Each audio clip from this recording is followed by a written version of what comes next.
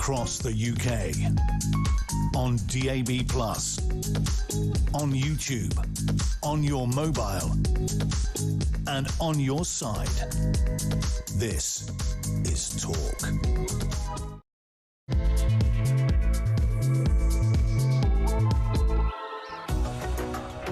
Hello and a good evening to you. It is Talk and it is Petrie here with you through until 1 o'clock. And of course at midnight it is your chance to talk back. So that is the full hour dedicated just to your voices. It's the only place that this happens on this station. There's no guests, there's nothing else, just you and me. And I do want to get your views on MPs receiving a £3,300 cost of living handout.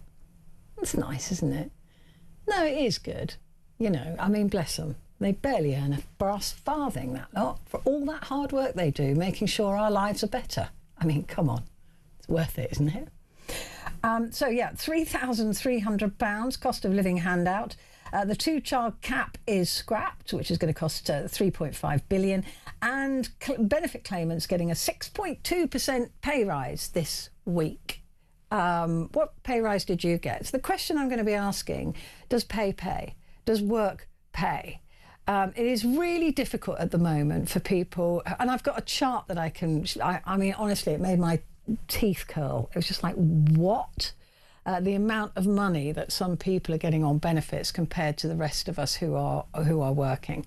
So I want to talk about all of that with you at midnight, and I want you to call me and let me know what you think of these handouts apparently going to everybody else but the working population of this country. So give me a call, 0344 499 1000. Calls are charged to the national rate, but we do call you back. And text the word talk and your message to 87222.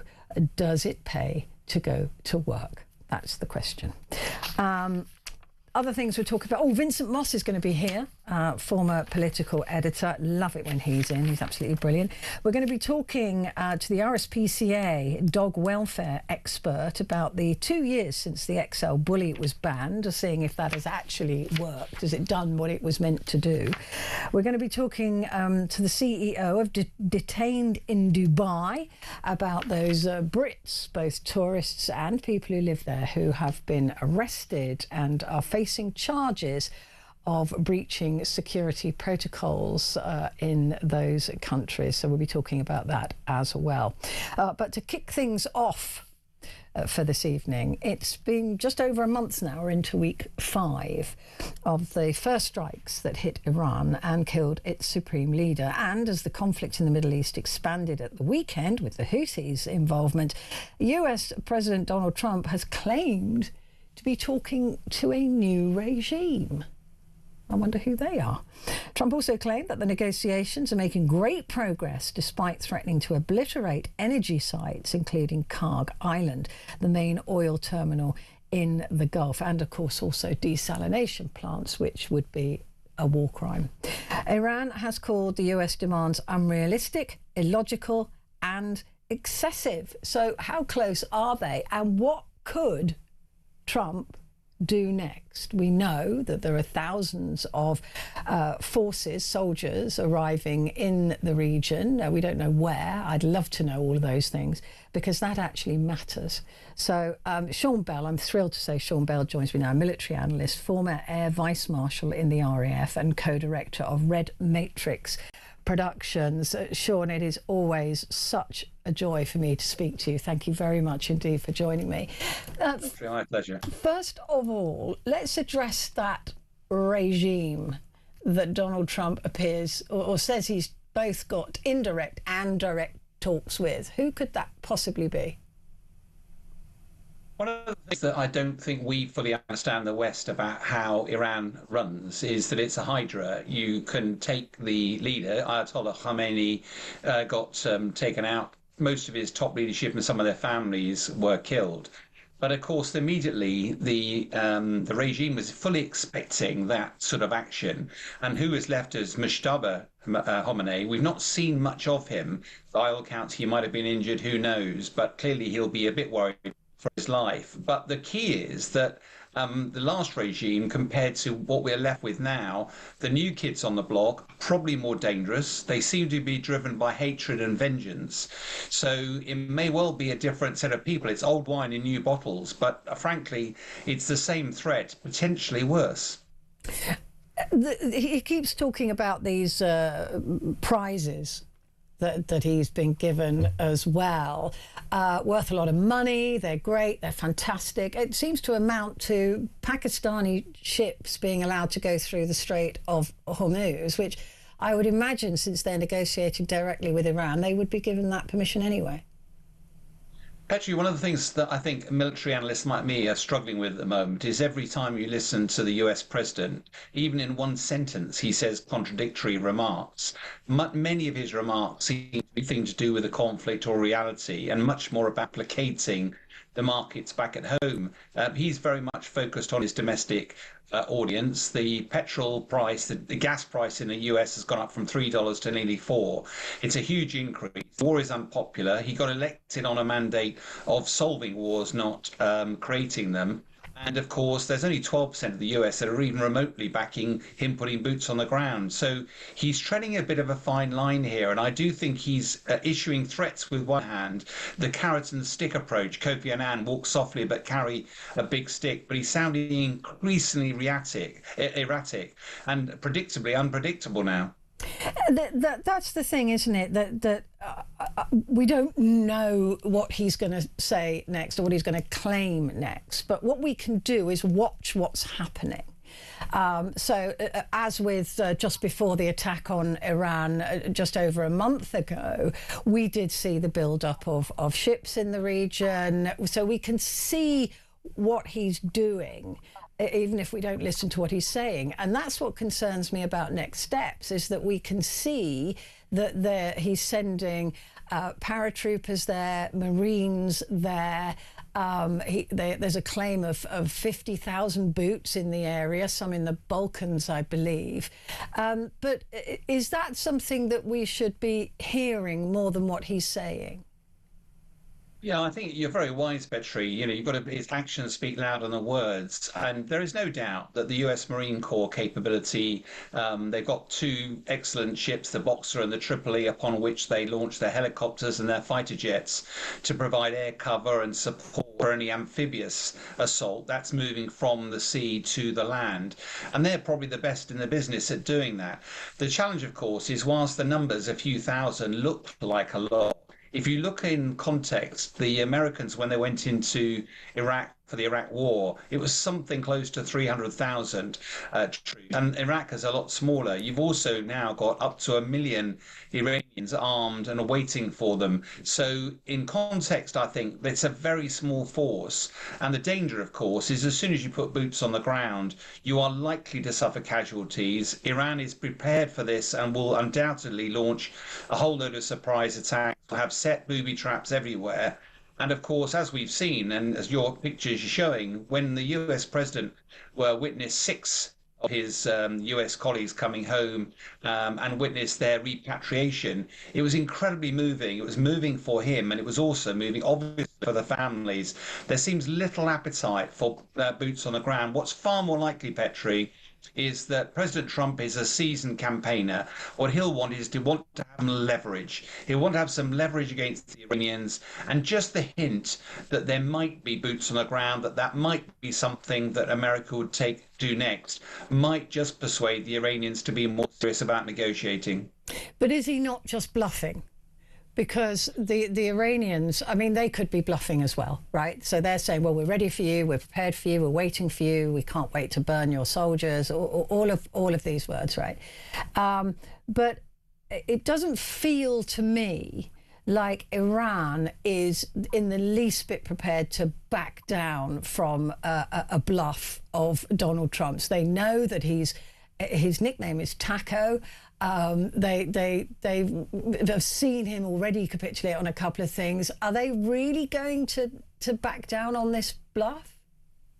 Well, I think in the big handfuls, you know, America is a superpower. The military operation has been an outstanding success. They have rolled back the air defences, they have taken out the missile sites, the air defence systems, and now systematically going through Iran's ability to wage war. The challenge, of course, is that military is simply a means to an end. That the end state, political end state, and at the moment, despite America's military dominance, is America any closer to actually achieving its objectives of the war?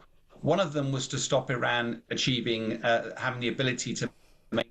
Well, bombing alone might set it back a few weeks, a few months, maybe a few years. But unless you remove the intent, we'll be back here again in a few years' time. And the intent is a political thing. You've got to use different ways and negotiation to make sure that Iran has got its more benefit in coming in from the cold than continue to fight. And the longer this war goes on, the more it feels that Iran is actually emboldened. They're still there. They've still got leadership in place. They've still got lots of drones. They've still got lots of missiles. And crucially, they're controlling the Straits of Hormuz, and it now seems that the Bab al-Mandab Straits as well. That does not feel like an Iran that's on the ropes and about to surrender. Is that known as the Gate of Tears? Well, you can call it all sorts of things. I mean, but the harsh reality here is that the negotiations will always be the way that this ends, but you need to get egos left at the door before you go and negotiate, because negotiations are always a compromise. And at the moment, America looks like it's going to be very reluctant to give any ground at all. Do you remember that 15-point peace plan that America put on the table? You know, one of the elements of that was that Iranians might have some sanctions lifted. The rest looked like a surrender plan. Iran immediately came forward with their own 5-point plan, which, of course, America wasn't going to be remotely close to agreeing to. And unfortunately, at the moment, Iran can play the long game. President Trump can't afford for this to go up much longer. He's plumbing down in popularity in the States. He's running out of missiles. The oil price is causing chaos. And, of course, the war is expanding. So Iran has time on its side. And amazingly, it seems to be getting stronger by the day. I mean, this is the thing, I've been reading up on it, Sean, and they've got lots of tiny little factories around Iran, in people's kitchens even, where they're building these drones.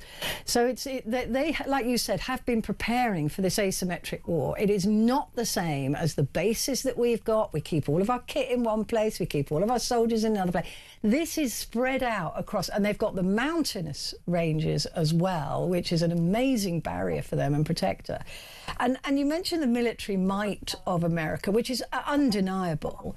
But when it comes to ground fighting, those differences are not so easy to see. They're not so easy for the Americans to declare if it's hand-to-hand combat. It's not the same as their military might that they display when it comes to air fights. Yeah, I mean, the danger is once you get, there's a lot of rhetoric that tends to be behind sort of the Iran's military might. And historically, a bit like the Gulf War, it folded very, very quickly in the presence of serious fighting. But the point you're making is that when I was in the military, we used to war game some of this stuff. And because you need to find out what your enemy's going to do. And I've played Iran in these war games. What's happened in this war is entirely predictable. You don't have to be a rocket science to know. America is a very, very capable military organization. They will have war gamed this. The question then becomes, why on earth did the president not listen to his military warfighters? Because Iran was always going to be flattened by conventional military forces, but they know that using asymmetric attacks, using these drones hidden in underground shelters, the Straits of Hormuz, you need to have little boats, half the size of speedboats, packed full of explosives that are remotely controlled, mines, and they've also managed to get some anti-ship missiles off China as well in an oil for arms deal, one of the reasons Chinese oil is flowing out. All of a sudden, that makes it an incredibly difficult fight for America to fight. And bluntly, the only way militarily to win that is to invade Iran, take a huge slab of land around the Straits of Hormuz, and that way you'll guarantee the Straits. But my goodness, that is a massive operation, would require huge numbers of boots on the ground, and would be a long-term war, something President Trump clearly has no appetite for. He may not have a choice. mean, that's the thing.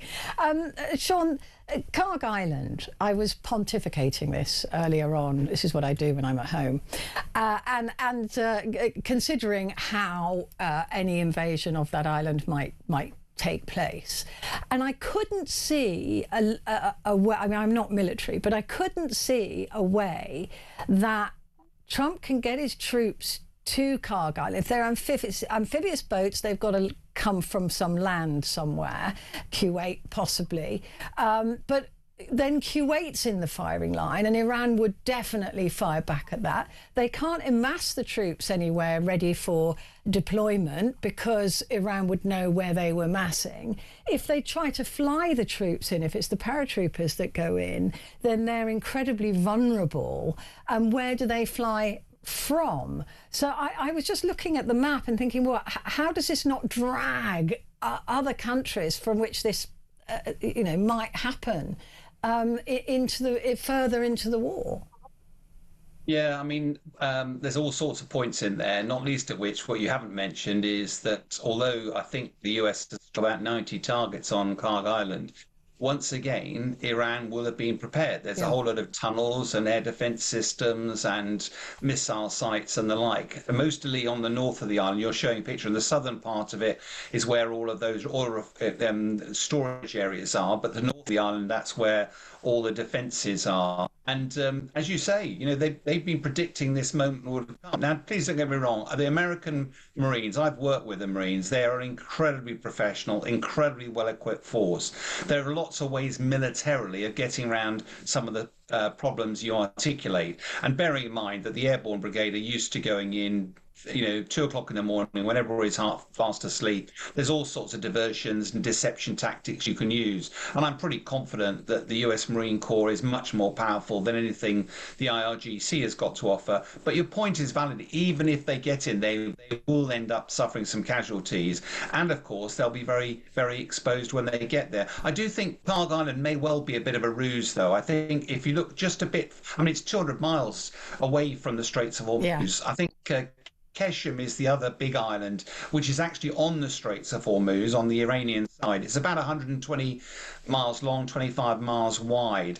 And that would be a very, very powerful place to dominate from the US Marine Corps. The problem there is, A, it's defended. Also, there's 120,000 people that live there. But as a military option, I think that's also one. And if you were trying to get the Straits of Hormuz opened, that might be a bit easier to do it from. The other possibility that I was reading about earlier on is sending in special forces to grab the uranium from Iran. That has certainly been doing the rounds as a possibility. But again, that is fraught with the most incredible danger and difficulties for those troops if they were to do that. They would, but I have to say, I think that's a lower risk option than actually putting troops on a Carg Island. Bear in mind, this would have to be an intelligence-led operation. It was Midnight Hammer, if you remember last year, when the Americans launched these bunker busters, these 20,000-pound bunker buster bombs. And I seem to recall President Trump said everything was obliterated. But it appears that that might not be entirely true. It sounds like there's about 400 kilograms of this 60% enriched uranium around. That's about the weight of a small car. And therefore, sending troops in, but it would only work if you knew where it was. And so an intelligence-led operation, you could do that because the air power is a key part of those sorts of operations where you literally run all sorts of deception. You put bombing raids everywhere. You take out all the bases. You put the special ops in. They are incredibly good at their job. I've worked with special forces many times, particularly in Afghanistan. They're fearsome. I would never want to cross them. You're very glad that they're on our side. But ultimately, it's got to be intelligence-led. And now that enriched uranium looks like it has moved, if you were Iranian, you'd know those are the crown jewels. You're going to be very careful where you put that stuff, and you're going to make sure that very few people know about it. Sean, a lot of people listening to this are deeply concerned, not just for the impact that it is having on everyday cost of living, but also concerns that this is not going to end any time soon. Certainly, Israel seems to have a completely different plan to the US. What's going to end this? Well, I think, yeah, there's a couple of things. One of which is when the war started, it looked like America and Israel were in step. But it looks like Yeah. Israel's outsourced its, stopping Iran having a nuclear weapon to the US. And with its attacks in the West Bank and its attacks now, or invasion of southern Lebanon, that's a very dangerous operation. Hezbollah are going to be prepared. 30 to 50,000 troops would be eventually be overwhelmed by the Israelis, but they've got anti-tank weapons. They've got rockets, a tunnel network, and they've got the element of surprise. They've known this is coming. They will make Israel pay a very high price for every step, and that operation probably will take weeks or months, not days. So all of that, as you say, doesn't feel coherent with President Trump saying, oh, it'll be a 4 to 6 week operation, and seems to be focused. I think far more profound, though, Petrie, if I was to say my bigger worry is less about this conflict. It will get settled.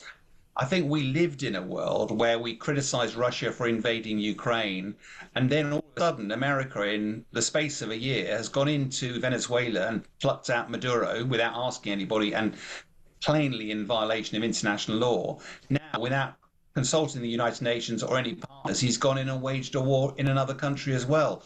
We live in a world now where the whole world order, the rules of the game, have been changed. America is clearly focused on the Northern Hemisphere and only interested in its interest.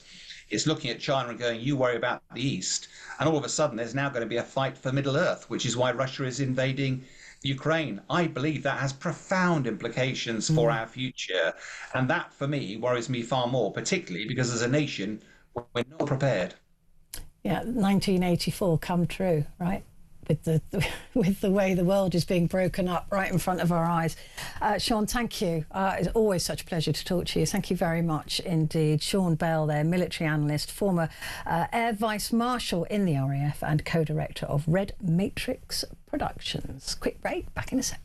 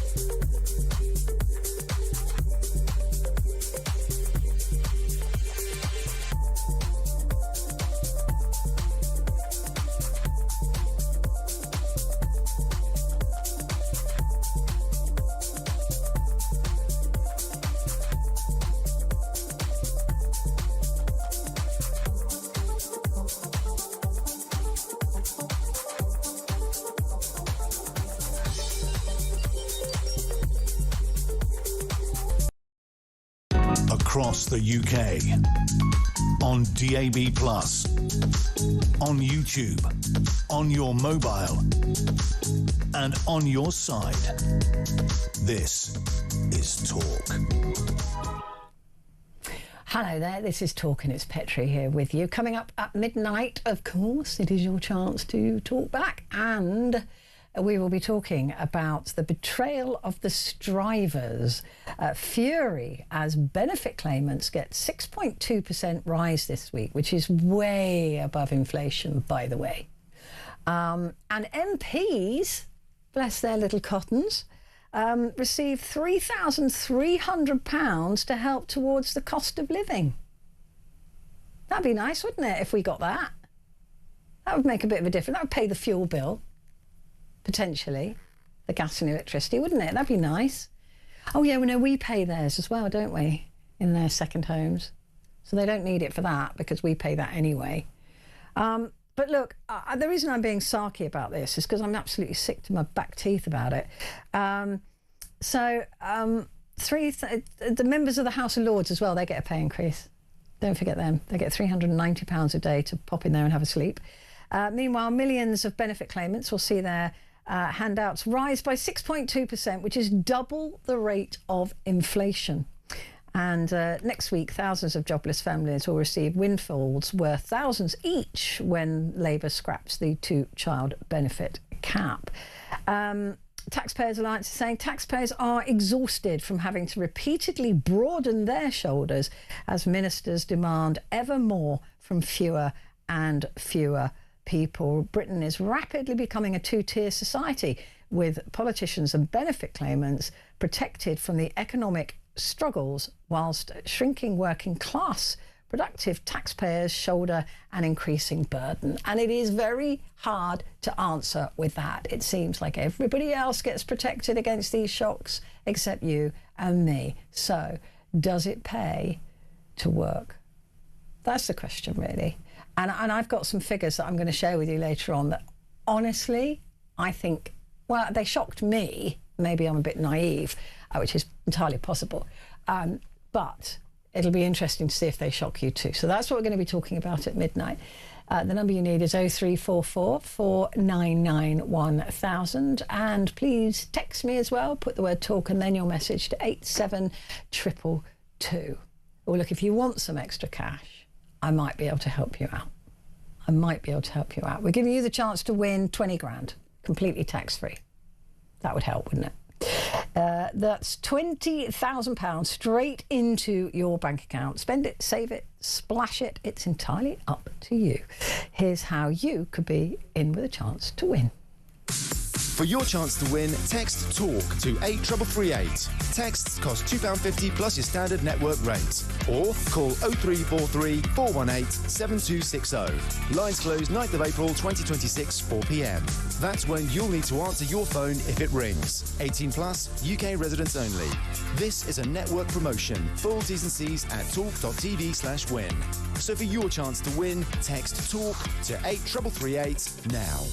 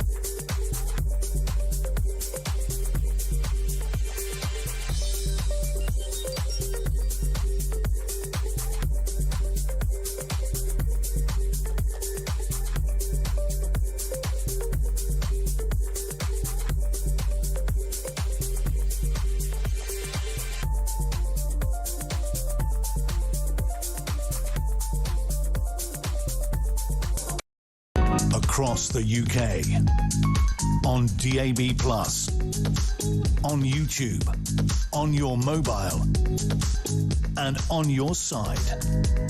This is Talk.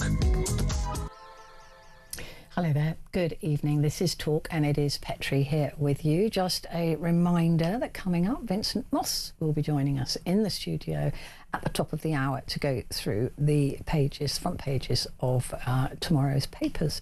Right now, though, a number of British tourists and expats in the United Arab Emirates have been imprisoned for breaching laws around national security and stability.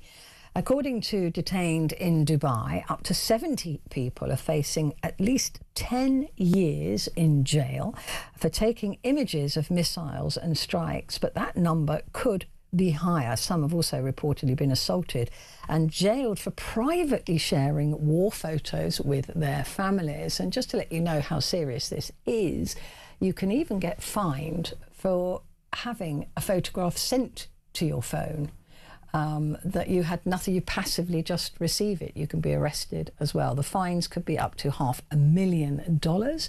And like I said, 10 years in jail, 5 to 15 years to be accurate. Well, joining me now to discuss this further is Radha Sterling, who's the CEO of Detained in Dubai. Thank you very much indeed for joining me. What is going on here, Radha? Can you explain to me under which laws people are being arrested and just how serious these regimes are?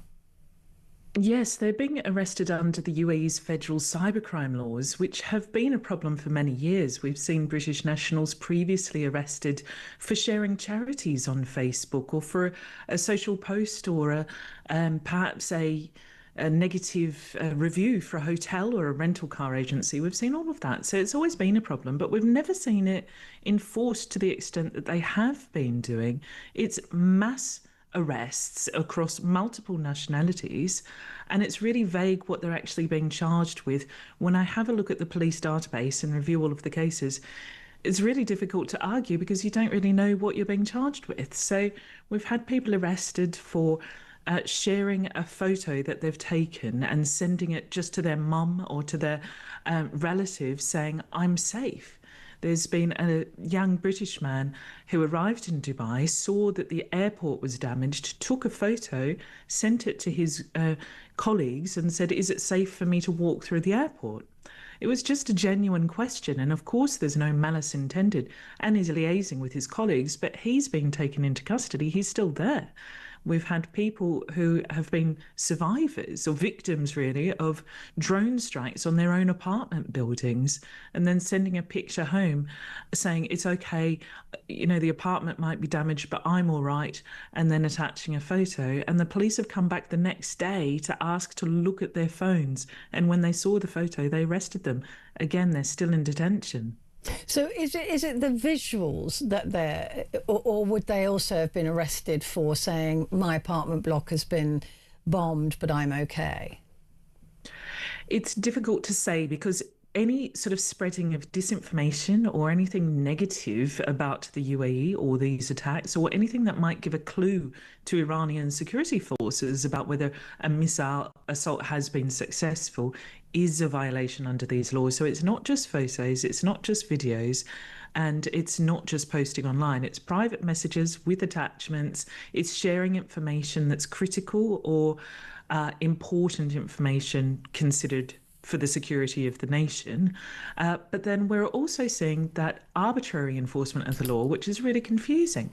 When people go online and they see a video of an explosion, and it's widespread, it's all over the international media, they think that, of course, it would be okay for them to share the same picture, you know, privately with relatives, with friends, but it's not. They're still getting arrested for photos that have already been in the international media, and that clearly is not a threat to national security. Iran already knows about this. It's nothing to do with security. We have influencers who have posted videos that have had hundreds of thousands of views, brought down to the police station and kindly asked to delete the post, and then they've been let go.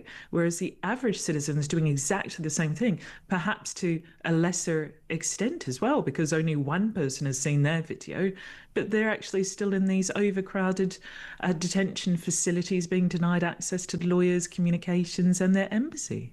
And so there's no understanding of what this differential is. I mean, it seems, like you said, if it's arbitrary, then nobody's going to know exactly what's going on. But my understanding is that the people nearby to an Iranian strike get sent a text message in both Arabic and English just after they get the alarm that goes off, saying photographing or sharing security or critical sites or reposting unreliable information may result in legal action and compromise national security and stability. So they're saying that they have been warned, but you're saying that warned about what?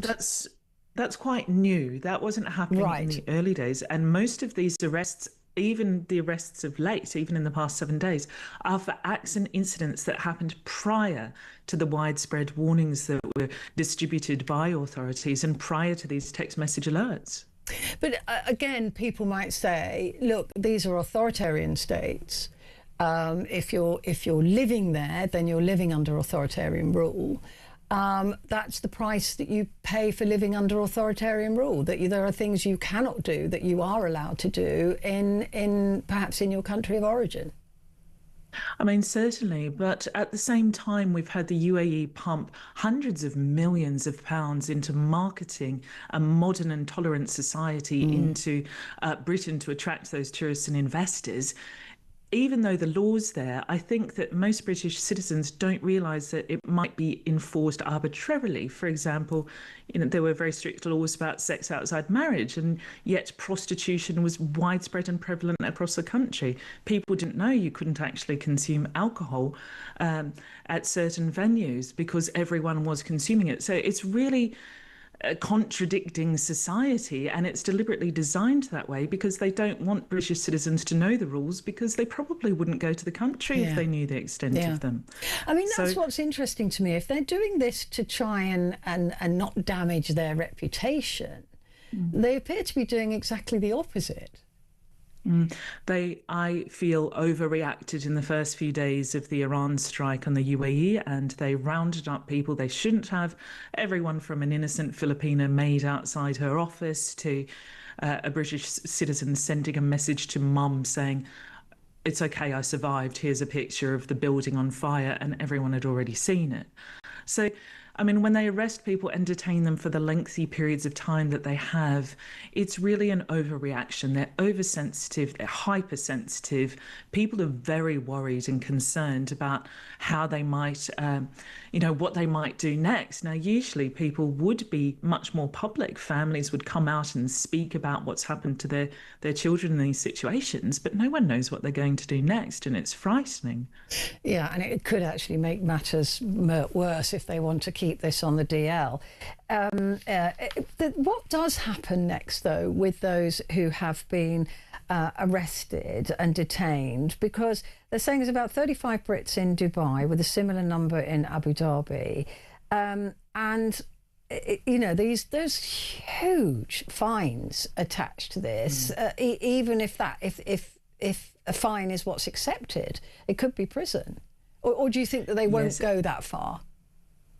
Well, it's going to depend a lot on, there is, quite an international spotlight on them at the moment. And I think that they perhaps regret some of the arrests that they've made and hope to maybe move on to the next phase where they can promote the way that they're dealing with Iran, rather than having the focus on these people that they've detained.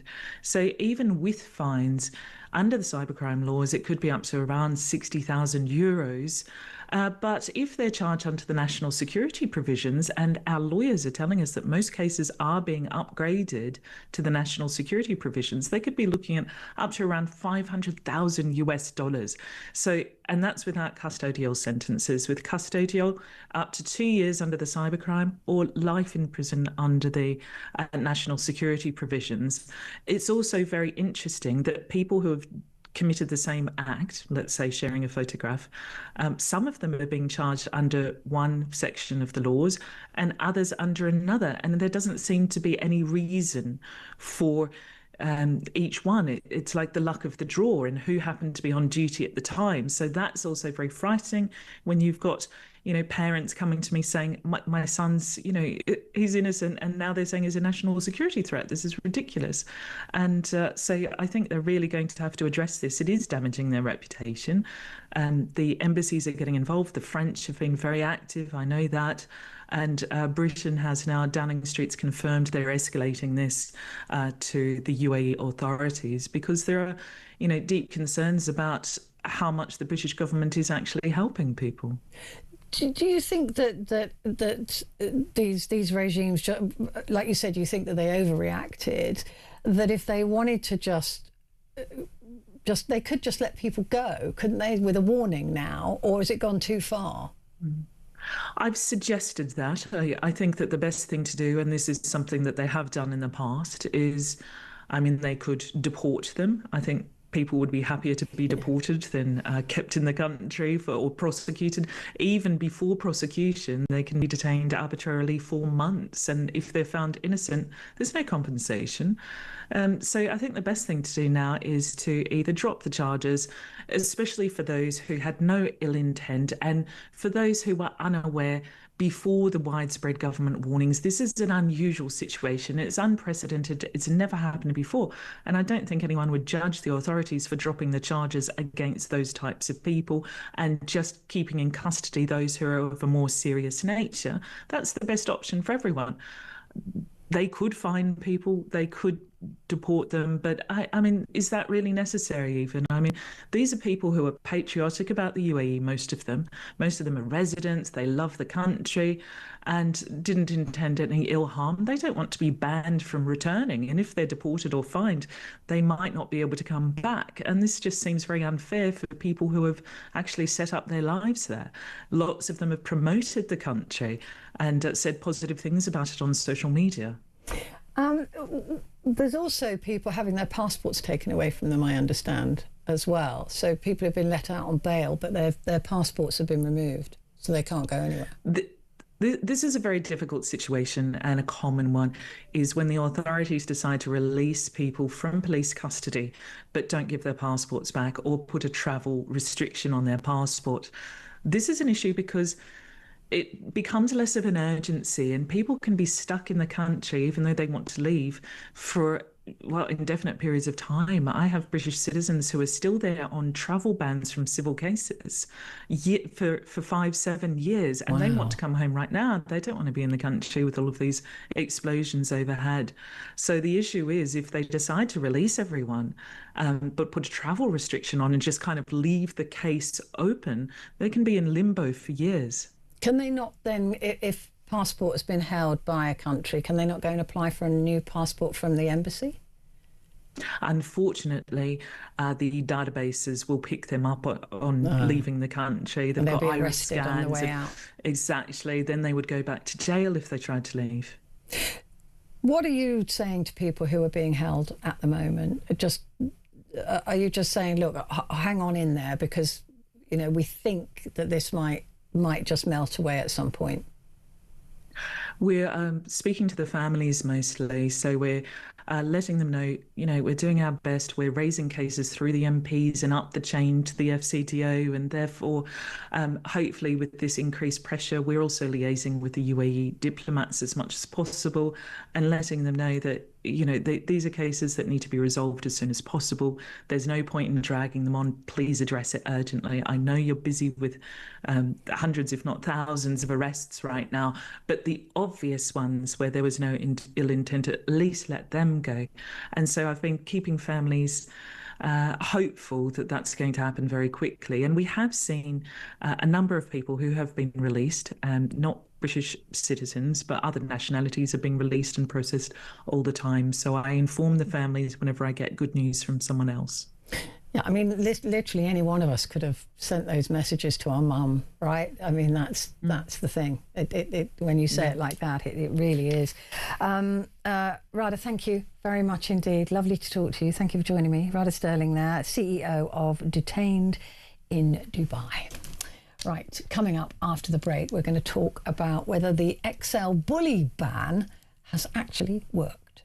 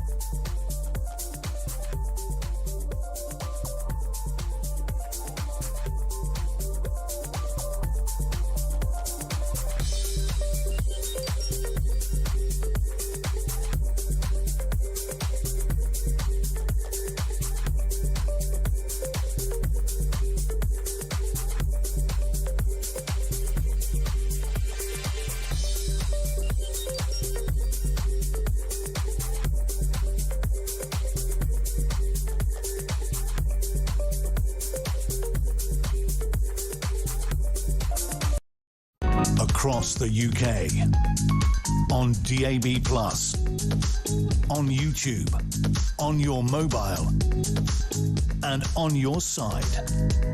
This is Talk. Hello there, this is Talk and it's Petrie. Reminder that coming up at the top of the hour, of course, is Vincent Moss.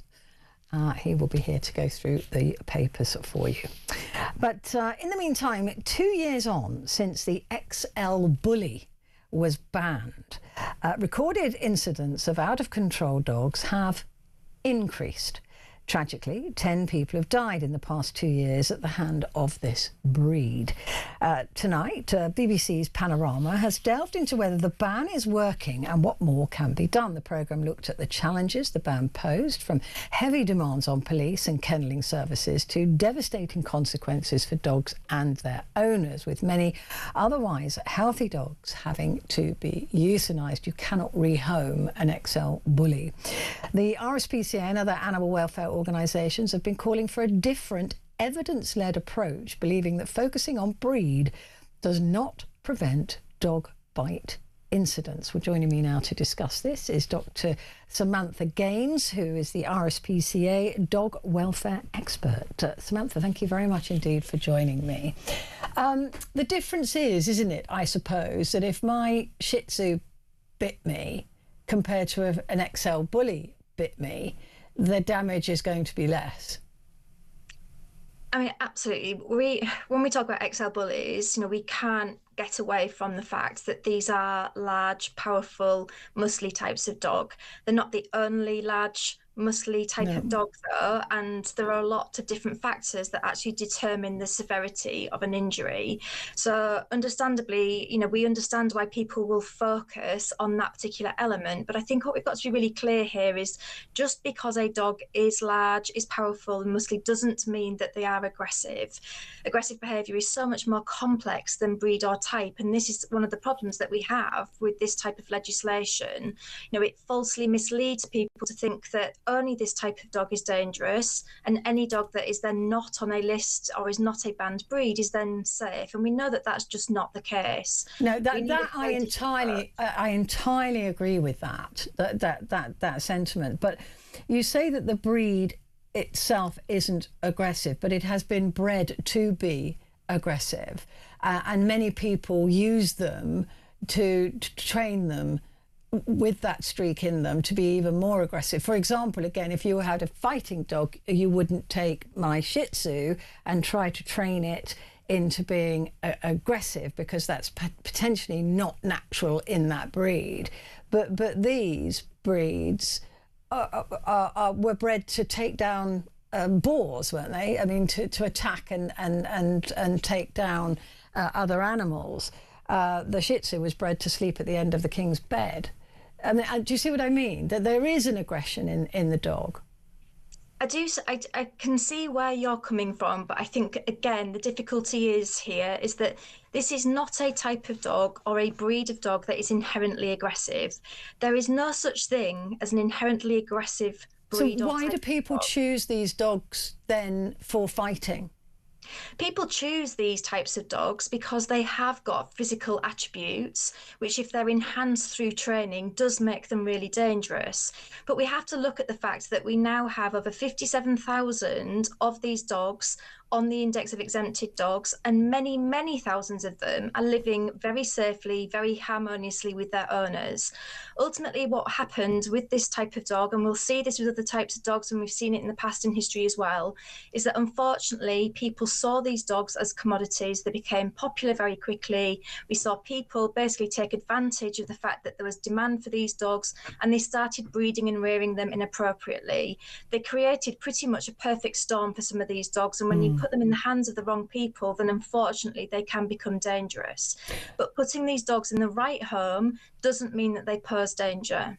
Well, except, again, I'm going to push back slightly on that and talk about some of the attacks that we've seen where this dog isn't just a solo dog, where it may have a small pack at home, turning on owners who've been nothing but kind to them. No stories about them beating the dogs, no stories about them being cruel to the dogs, but the dogs have turned on their owners in a way that would hint that there was a natural aggression there. I think, again, what we have to go back to is the fact that aggressive behaviour is really, really complex. And one of the things that the RSPCA has been pushing very hard for is where we have incidents that are really, really serious in nature, we have to do a full forensic investigation into what actually caused that particular dog to bite someone so severely that in some horrific, tragic cases, it leads to the death of an adult or a child. We absolutely need to understand what is causing these bites. But we know when we look at other studies that it is very, very complex, and focusing on just one type of breed or one type of dog is not going to effectively keep the public safe. We've seen this for the past 35 years. We've had the Dangerous Dogs Act in the UK since 1991. It's clear it's not working. We need a very different approach. This ban has had a limited effect. It is here to stay. What we're calling on the UK government to do, though, is to look at the other factors that we know cause dog bites, and it's that we want them to really start clamping down on. Do you support the idea, though, that these dogs should be muzzled in public? I think the problem here that we've got, and going back to the point I made previously, is what it suggests to the public is that only this type of dog is dangerous and any other type of dog is safe. I've actually heard on the media today someone say that a cockapoo would never bite anyone. We've got to move away from this belief that only certain types of dog will bite. Any type of dog has the potential to bite, and it's that we need to focus on. No one wants people to be bitten. No one wants people to be killed by dogs. So we have to recognise that any dog has that potential, and what we need to be doing is breeding dogs appropriately, rearing them well, and putting them with people who know how to control, manage and care for them. Do you believe, though, that there are dogs that are more aggressive than others? I mean, like the Chihuahua, for example, nasty little beast.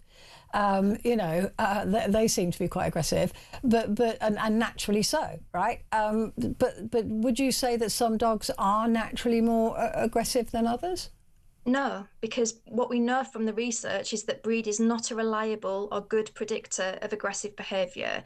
When it comes to Chihuahuas, obviously, we see a lot of Chihuahuas that struggle really to live with modern day life. They're very, very small. Everything around them is very, very big. And a lot of those dogs are living in fear. And that's often why you see aggressive behaviour. And so this is, again, what we have to understand. There is nothing that is an inherently aggressive dog. Aggression is really, really complex. And whether or not a dog learns to use aggressive behaviour is a complex interaction between their genetics and their lifetime experiences. Right. So we have to move away from this idea that some dogs are inherently bad or are inherently aggressive, because that approach is not going to keep people safe, sadly. The other thing I wanted to talk to you about, because I've got two dogs, both were meant to be Shih Tzus, but the second puppy is not Shih Tzu. I don't know how that happened. I went to a Shih Tzu breeder, but I appear to have got a Maltese Terrier. But anyway, aside from that, I wanted to have him neutered, right? Because that's the sensible thing to do.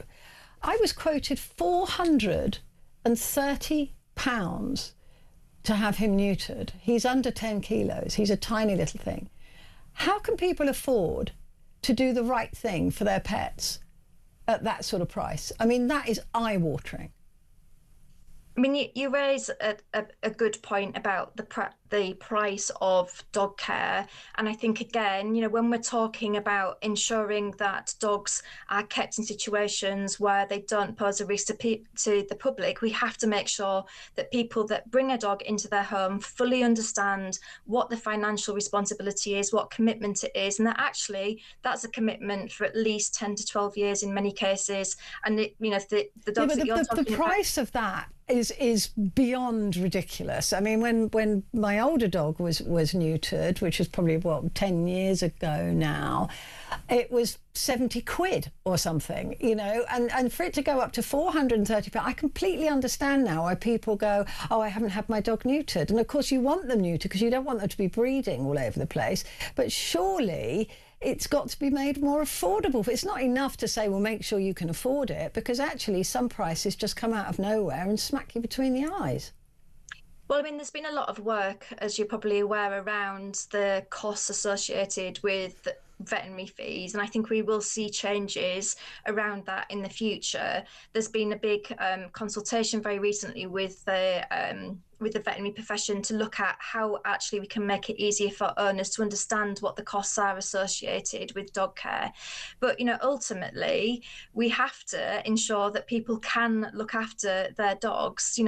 A good example of why that's so important is that we often know that when dogs are in pain, that drives aggressive behaviour. So that is why it's important to make sure that people can provide veterinary care. And from the RSPCA's perspective, what we would always recommend is that people take out insurance. Now, that won't cover neutering, but what it will do is it will at least provide a safety net for those unforeseen circumstances that unfortunately do often end up being associated with bringing a dog into your family. They do sadly have accidents, they do become ill, and people do need to be prepared for those costs, but insurance is a good way of making sure that they are. But what do you do with people who say, look, I want to do the right thing, like you said, neutering not covered? They don't want their dogs to be bred from, even if they're more likely to be stolen if they're intact as well. You want to do the right thing, but you just can't afford it. I think that is absolutely a case where owners need to speak to their own vets to see whether there is any option to help them with payment. Obviously, there are some charities as well that will actually help people that are genuinely struggling and need subsidised veterinary care. So I think, in this particular situation where people can't afford to cover certain elements of cost, it is about honest conversations, either with a vet or with a charity that hopefully can help them. Yeah, I just nearly fell over. Actually, phoning around as well, trying to find a cheaper option. The differentials in prices as well. It's absolutely disgusting, actually, the way that vets treat us. I think it's just completely out of control. Well, I think the difficulty is that living in the UK, as people, we are very, very used to having the National Health Service, and so I think in terms of actually understanding the costs that are associated with. Oh no, but if one vet can offer it for 220 quid and another one's charging 430, they're not offering a differential in treatment. Anyway, maybe that's a conversation we have. We'll bring you back another time to talk about vets fees, because I just find them horrific. Dr. Samantha Gaines, thank you very much indeed. RSPCA dog welfare expert. 430 quid. I nearly fainted. Anyway, coming up at the top of the hour is Vincent Moss to go through all of the newspapers, or the front pages anyway, for tomorrow.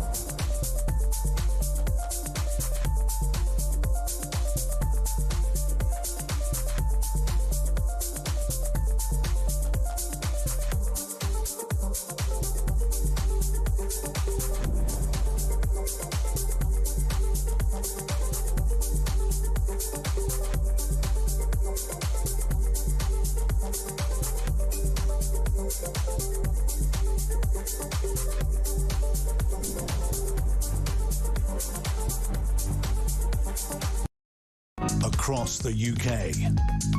On DAB+, on YouTube, on your mobile, and on your side. This is Talk.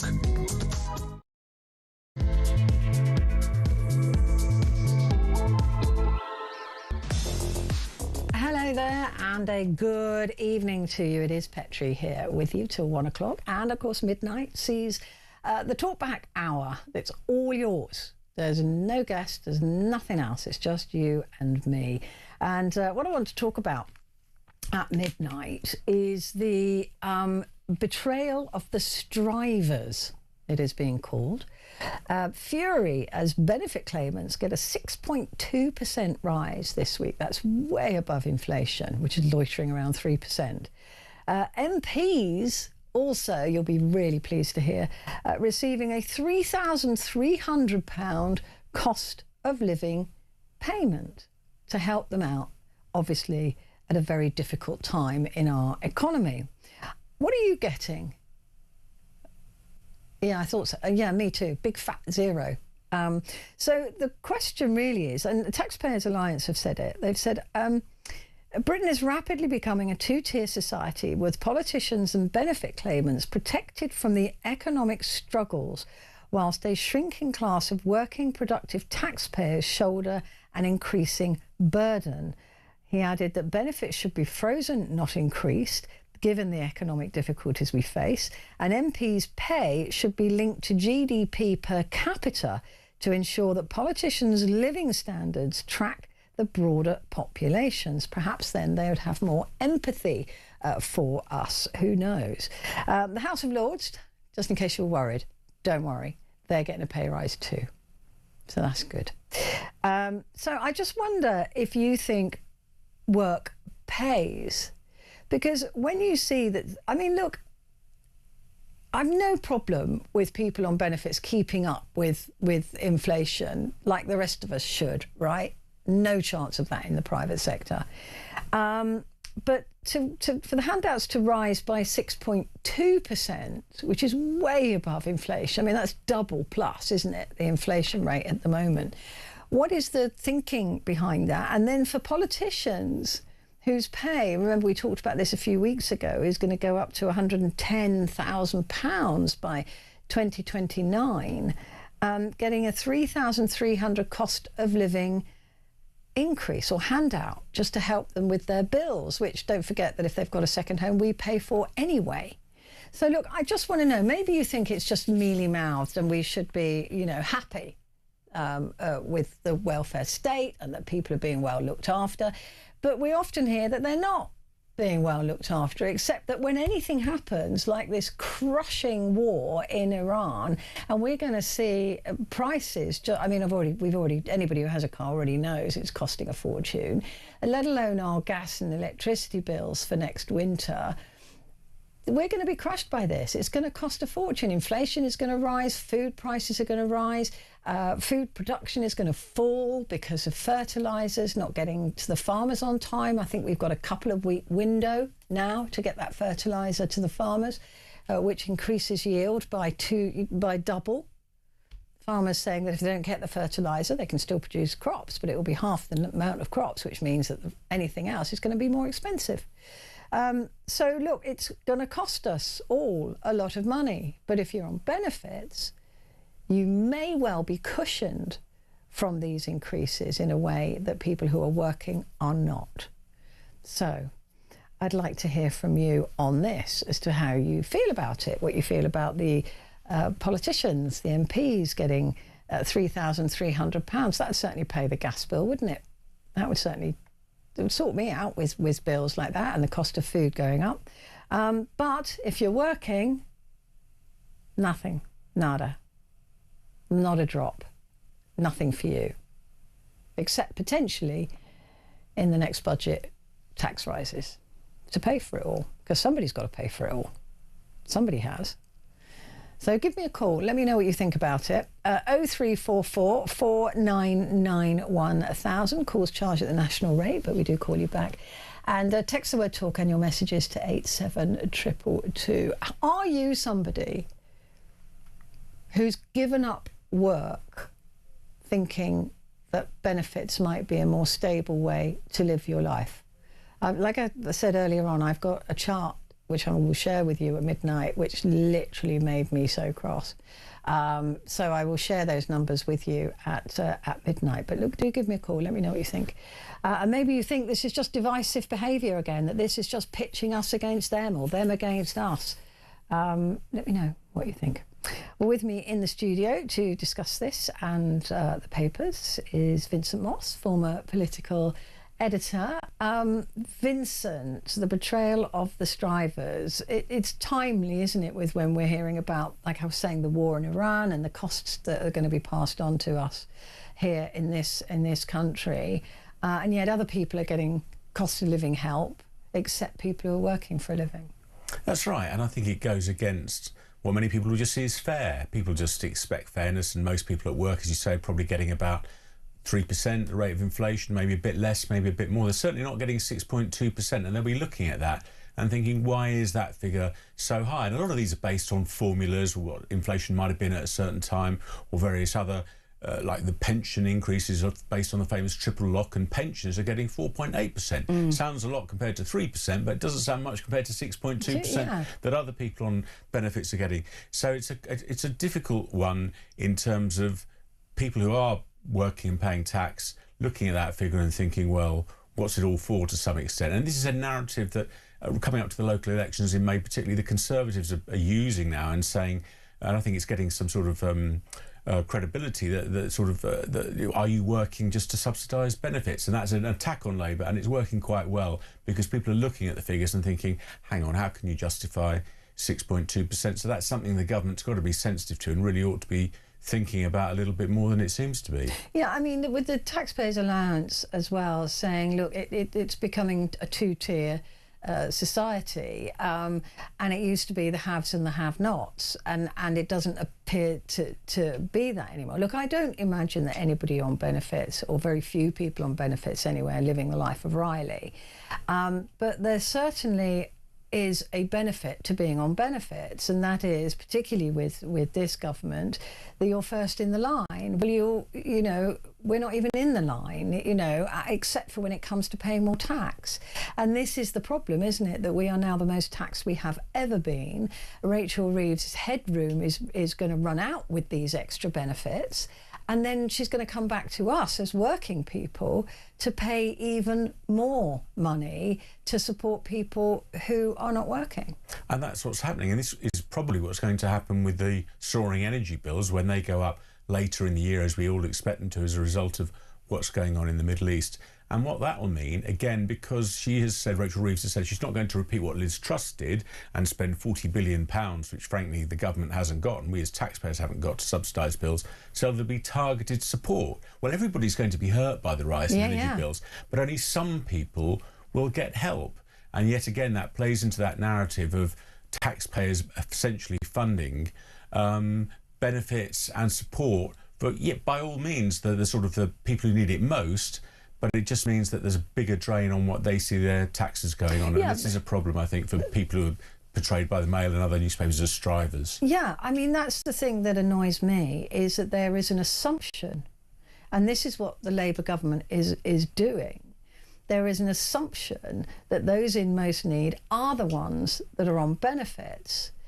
If it was means tested, then they should be looking at workers on low incomes who actually probably are the ones that need the money more than people on benefits. But it's easier when you're looking at a targeted increase for some people, or a benefit to some people, to go from the data that you've got rather than looking outside of that data. So it's just laziness as well to say, well, the people on the benefits are the most needy, which isn't true. I mean, I was talking about this chart. Let me just give you one.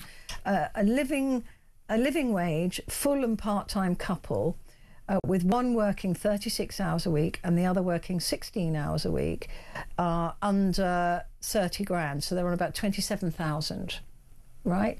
Whereas the people on benefits, you're looking of up to nearly 60,000. So is it going to be easier? I mean, that's somebody with five children. 4 children is 50 grand, 3 children is 47,000. So they're not the most hard up, but it looks like any benefit will be targeted towards them. And that's what I'm saying, is it's just easy to say, well, the people on the benefits are the ones that need this help, which isn't true. No, exactly. And it doesn't go into the detail of what are their living circumstances. There may be support coming in from a partner or some other kind of support. So it's not as simple as that. The government's defence is always it's too complicated and too expensive to do it in proper means testing, but that means that some people who shouldn't be getting the money will get the money. And more deserving cases than some people who, for various ideological reasons, perhaps don't want to claim benefits and probably need it more than some of those who are claiming it. Yeah. So it's a very sort of iniquitous situation. And then you've also got the issue where one of the other things that's stopped employers taking on young people is the big rise in minimum wages, which is great if you're a young person starting out, but it's worked against them in some ways because it's made them less attractive to employers who don't want to take the risk if they're pretty much the same price as hiring somebody with more experience. I think it's one young person's job in 4 now is gone. Yeah, exactly. It's a huge number because they can't afford it. And also a lot of people in the private sector are not getting a pay rise at all because of the national insurance rise. That companies are saying, well, that 2.5% that we've now got to pay the Exchequer, we were going to give to you, but we can't afford to do that anymore. So a lot of people in the private sector are getting poorer because they're not, the inflation is going up, but they're not getting any compensatory pay rise from the companies that they work for. No, they're not. And the big problem that the government faces is when it tried to not even cut the welfare spending bill, but to slow the rate of increase, it faced a massive rebellion from Labour backbenchers. So the idea that the Chancellor or the government will be able to do anything in terms of reducing the growing benefit bill, welfare bill, is really, really slim because the backbenchers just won't stand for it. And it makes it very difficult for the Chancellor to cut one of the fastest growth areas, which is the welfare spending but bill. It's got to be handled at some point, but they're just going to kick it into the long grass, aren't they, for the next government to have to deal with, unless, of course, it is them. Yeah, it feels like that at the moment, not least because they know that we're all about to enter a period of greater hardship, whatever income you're on. As you've said earlier, food prices are rising, plummet, petrol prices are rising. Our expendable money is going to absolutely be decimated by this, even if it ended today. Absolutely. We've seen it at the petrol pumps, but we haven't really seen it in the supermarket shelves yet. And once that all starts kicking in, people will really start to feel it. So it's going to be an immense amount of pain. And there comes a point when the government, even if it wanted to, just can't keep subsidising people, and it's going to have to face some very hard choices. But it does make it difficult. It needs to spend less then, doesn't it? It needs to not be giving 6.2% pay increase to people on benefits if we can't afford it, right? I mean... Exactly, especially at a time when it's under pressure to spend more than ever on things like defence, given the world's geopolitical situation. So it's a really problematic time, just when the Chancellor, I think, thought she was starting to see some slightly better economic signs, and there was talk of mortgage rates falling a little bit further. All of that, it's all gone to it's the all wind gone, now. and all as a result of the conflict in the Middle East. Cheers, Trump. Yeah, it was interesting because Pete Hegseth was saying that we should all be thanking him. We should all be thanking Donald Trump, Pete Hegseth said. Well, I see one of the aims of the war strategy now is to reopen the Strait of Hormuz, which was open before. So. Which was open, but that's now the main aim. God knows where this is going to end up, honestly, and where we're going to be. I mean, there's talk of recession and even depression in some countries. Japan is in real trouble in terms of getting... They're 90% reliant on oil that comes through there. You've now got the Gate of Tears looking like it's going to be closed as well, which will whack the lack of oil up to 30% of the world's oil. If the Houthis get involved, then and they shut that down. And it just feels like it's getting worse. It does. And you look at other European countries that have already started to limit, perhaps, the amount of fuel people can use and things like that. And there seems to be a fairly casual attitude from the government at the moment here, saying just carry on as normal. Now, makes you wonder, other countries are not carrying on as normal and starting to limit the amount of fuel people can use. And if they're doing that, maybe we should... I'm not suggesting it, don't know the details, but surely it's something we might have to be thinking about. It is. I mean, I talked about this, I think, a week or 2 weeks ago, actually, on this programme, saying that, should we be looking at some form of either speed reduction or even rationing in terms of fuel, which happened in this. They started to think about rationing in the 70s, didn't they? It was narrowly avoided. I think people got their ration tickets, but they weren't actually used. Yeah, and to top it all off, I've got a paper cut. I mean, Vincent, the world is in a mess. One of those days. It is one of those days. Do I get extra money for getting injured at work? Sue the company. Sue the company. Yeah, that could solve it. That'll be the only way I get a pay rise, or fired. Yes. One of the two. Let's take a quick break and back in a sec.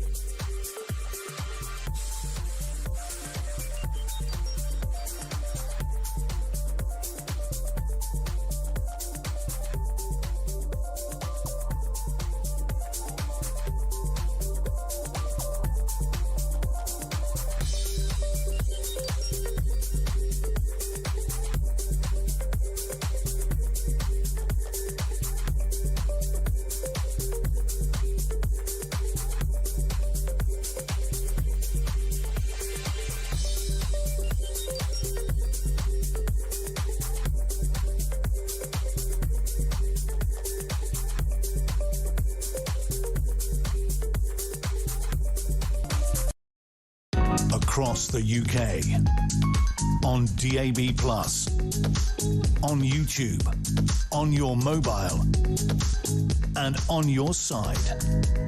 This is Talk. Hi there, this is Talk, and it is Petrie, and with me Vincent Moss, former political editor.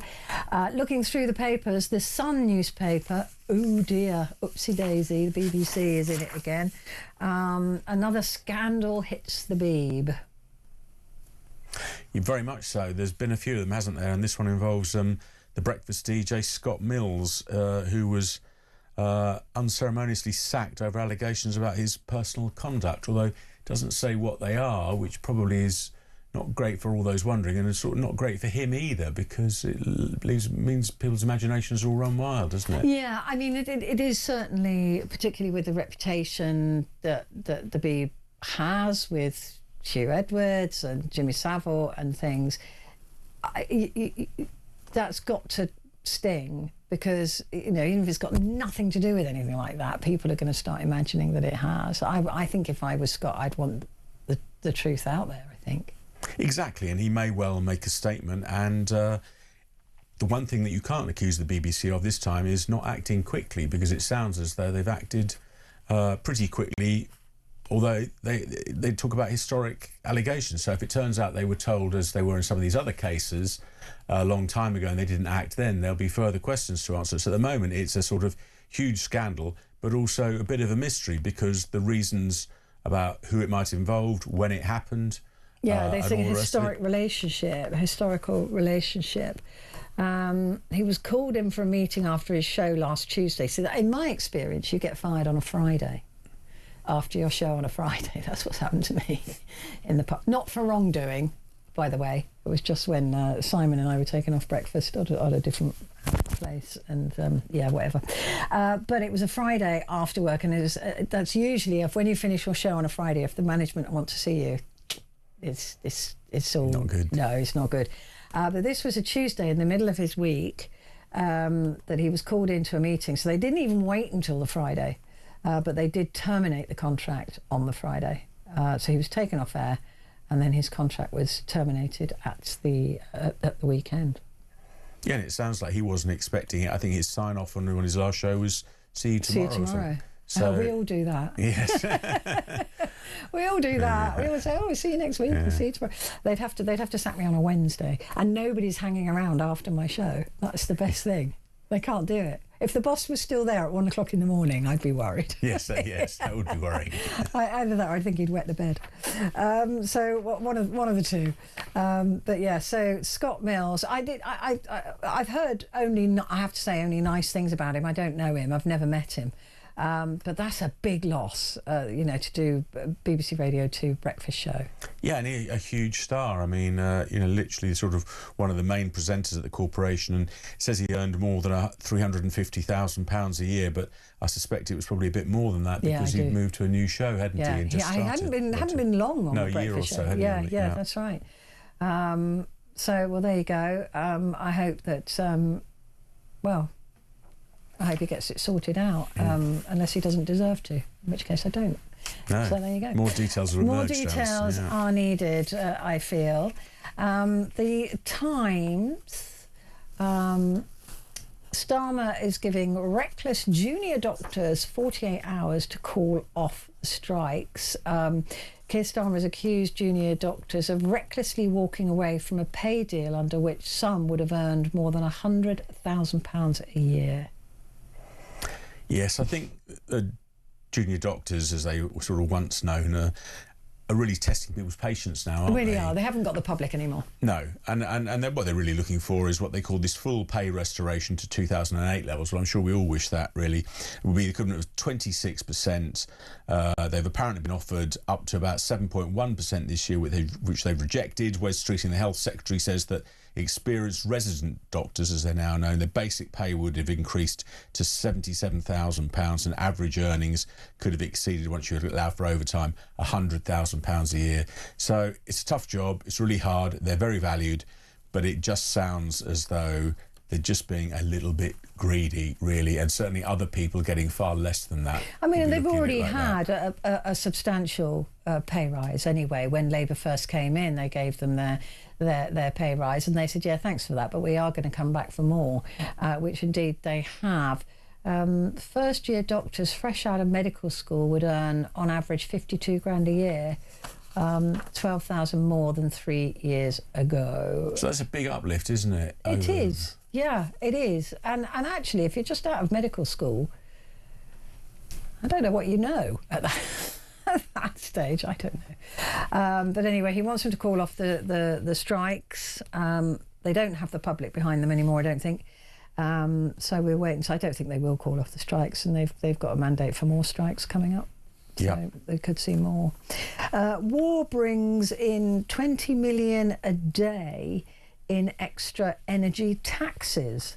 Rachel Reeves is in line for a multi-billion-pound tax windfall as the war in the Middle East drives up energy prices. Oh, great. That, of course, because they get 59% of the litre of fuel, don't they? Yeah, that's right. And it does say that if these prices stay where they are for a year, then the Treasury will get an extra £8 billion in VAT. Well, she better not come back to us for any more blooming money. Well, the trouble is, as the Times points out lower down in its story, is all of that is likely to be wiped out by the fact that the cost of government borrowing has risen.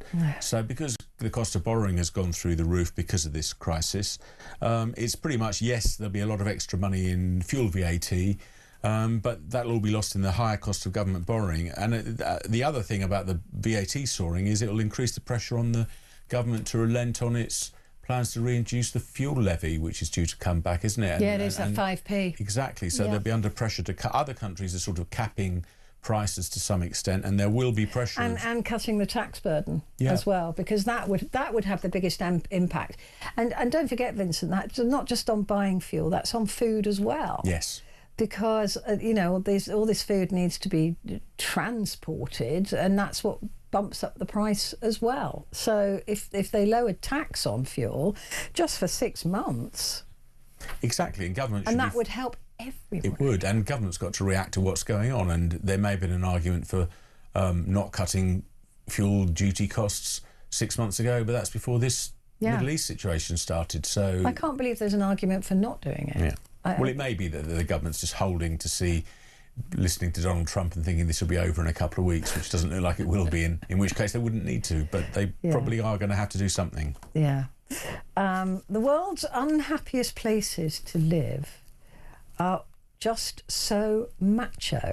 The world's unhappiest places often appear to have something in common, a constant pressure on men to prove they are men.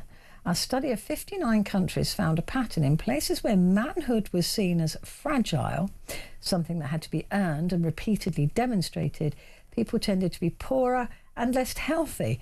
The countries where this prove your manhood culture was most extreme included Iran, Nigeria and Ghana were also amongst the least happy. Well, That's interesting, isn't it? It is. This is from the World Happiness Report, based on interviews with about 1,000 people in each country and every year. I think what the Times has done quite cleverly is found a new line on a story which tells us what we know every year, is the Nordic countries and Scandinavia always tend to come out as being the happiest, and they have again. So at the other end of the scale, Denmark, Finland and Sweden where come out happier, but that's partially because the belief that manhood must be constantly proven was weakest. So because there's even less... though they're all Vikings. Well, they were Vikings once. I think now they're all maybe they just Hugay, they just know. Or something. They just know as Vikings or former Vikings, they don't have to prove anything. Exactly. They don't have to prove a thing. And they seem very happy, and they're still top of the list. But yes, countries where the manosphere is a bit more prevalent seem to be not doing so well, and that includes Iran, Nigeria and Ghana. The study identifies correlations, but it cannot say whether the macho norms make societies unhappy or whether harder economic and social conditions led to people embracing those norms more tightly. It could be a bit of both. Yeah, you'd have thought so. I mean, the Scandinavian countries are quite well off, and I would imagine parts of Africa are much less well off, and Iran too. So maybe actually to do something quite simple like having just more money. Just a bit of both, one leading to the other. Yes. Very interesting. Well, there you go. The less macho you are, the happier you are. According to that. According to that. Well, yeah, whatever. Right, the Daily Mail. BBC Crisis as another scandal hit presenter is sacked. This is the one that we talked about before. But what about Beatrice and Eugenie? They also appear to have been sacked of sorts. They won't attend the Royals' Easter service, and they're not welcome. They weren't welcome at a racing track, were they, in the Royal Enclosure? Oops. I think, unfortunately, their antics of their father, formerly Prince Andrews, and their mother has caused them so much problems that, one, that nobody really wants them there, but two, it's probably just as well for them that they're not there, because they'd be the focus of media scrutiny. And it doesn't bode well for them, and it looks as though, at least for a while, they're effectively banished from royal engagements and royal gatherings. The upside is, apparently, it looks as though Prince William and Catherine, who didn't attend this event last year, will now attend now the Yorks aren't going. I think last year they claimed that they were taking an extended family break. Yeah, but there's rumours, isn't there, that one of the sisters chose Meghan in the fallout between Catherine and Meghan. Dangerous. I think that she picked the wrong princess. Yes. To back. It may have been both of them, but yeah, I mean, it's certainly created. If you see video footage of them ever at the same place since Mexit, Kate's always turned away from the girls, or they're always turned away from her and walking like that away from her. If you know, you know. Yes. You spot it. So there you go. They're not. It doesn't appear that they are welcome. I mean, maybe they've said they won't attend, but my understanding is that they've been asked not to. No. Let's take a break, and Vincent and I'll be back in a moment.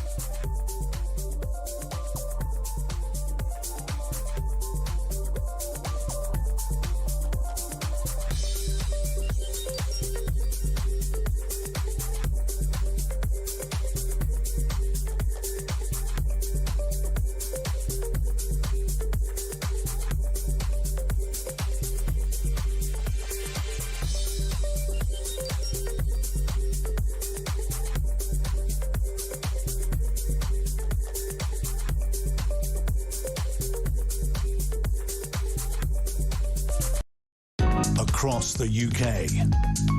On DAB+, on YouTube, on your mobile, and on your side. This is Talk. Hello there, this is Talk, and it's Petrie here with you, with me, Vincent Moss, former political editor. And the Daily Express, Vincent, Labour urged to help Britain's drivers now, which is what we were saying about the soaring fuel prices. And there's also some worry, I think, over diesel. Diesel has reached its highest level. It's £2, is it now, a litre? Or it's heading that way. It's heading that way, yeah. It's heading that way.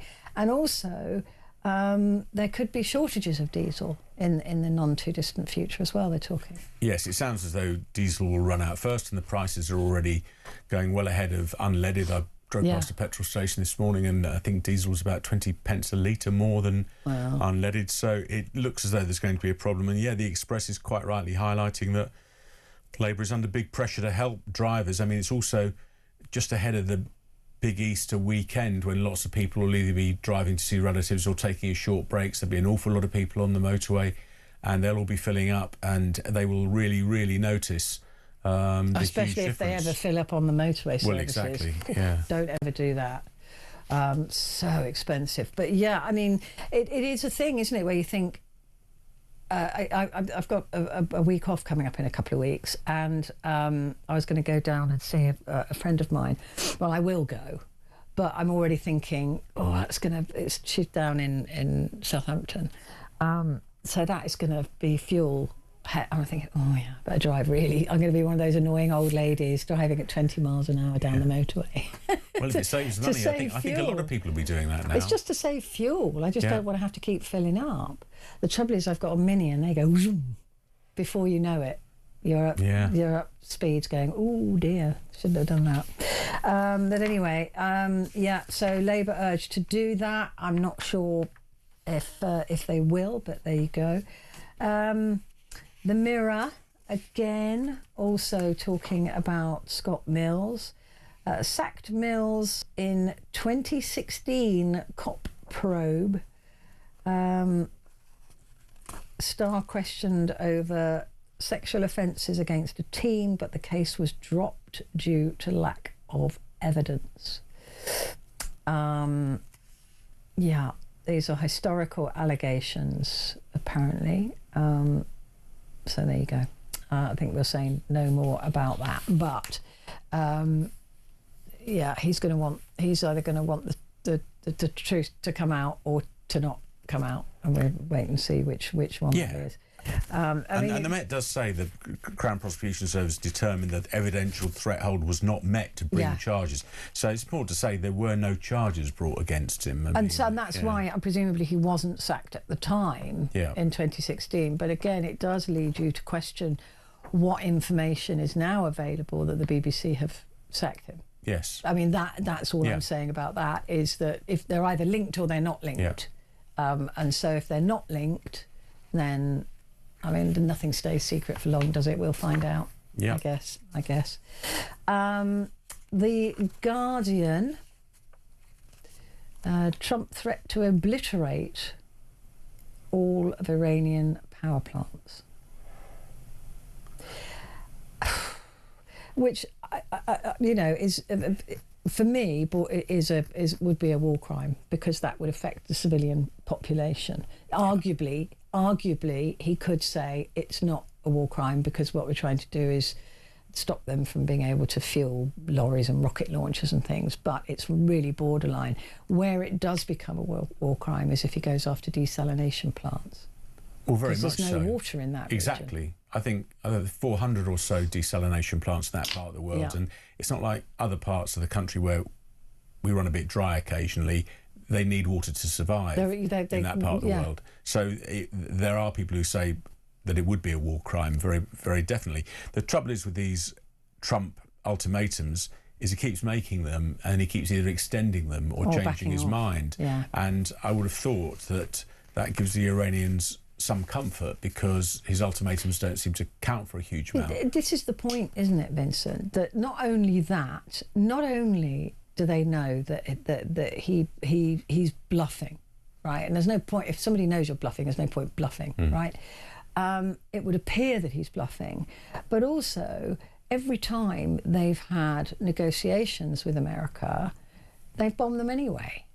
So it's very difficult if you've got a little boy crying wolf. You know, that's a fable for a reason, right?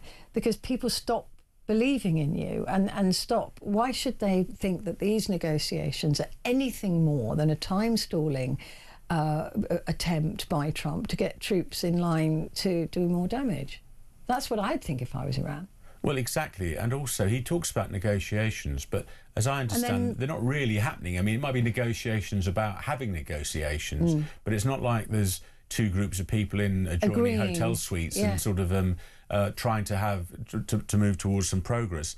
And I'm not sure how they can negotiate when he keeps changing what he wants out of the situation. So it seems as though, I mean, shares did slightly recover in the stock markets to sort of stop their sort of downward plunge a little bit today. But, you know, there is still fears of pretty much a global recession unless... and it's not just us that are being affected by these oil prices. In America, where they rely far more on the cars than we do in this country, prices are going through the roof there as well. So he'll be under huge domestic pressure as well to solve this fairly quickly. And really not just... He talked about a couple of weeks, but I think people want it solved really within days rather than weeks or months. Yeah, absolutely. And even if it is, it's going to take months to get back to any sense of normality.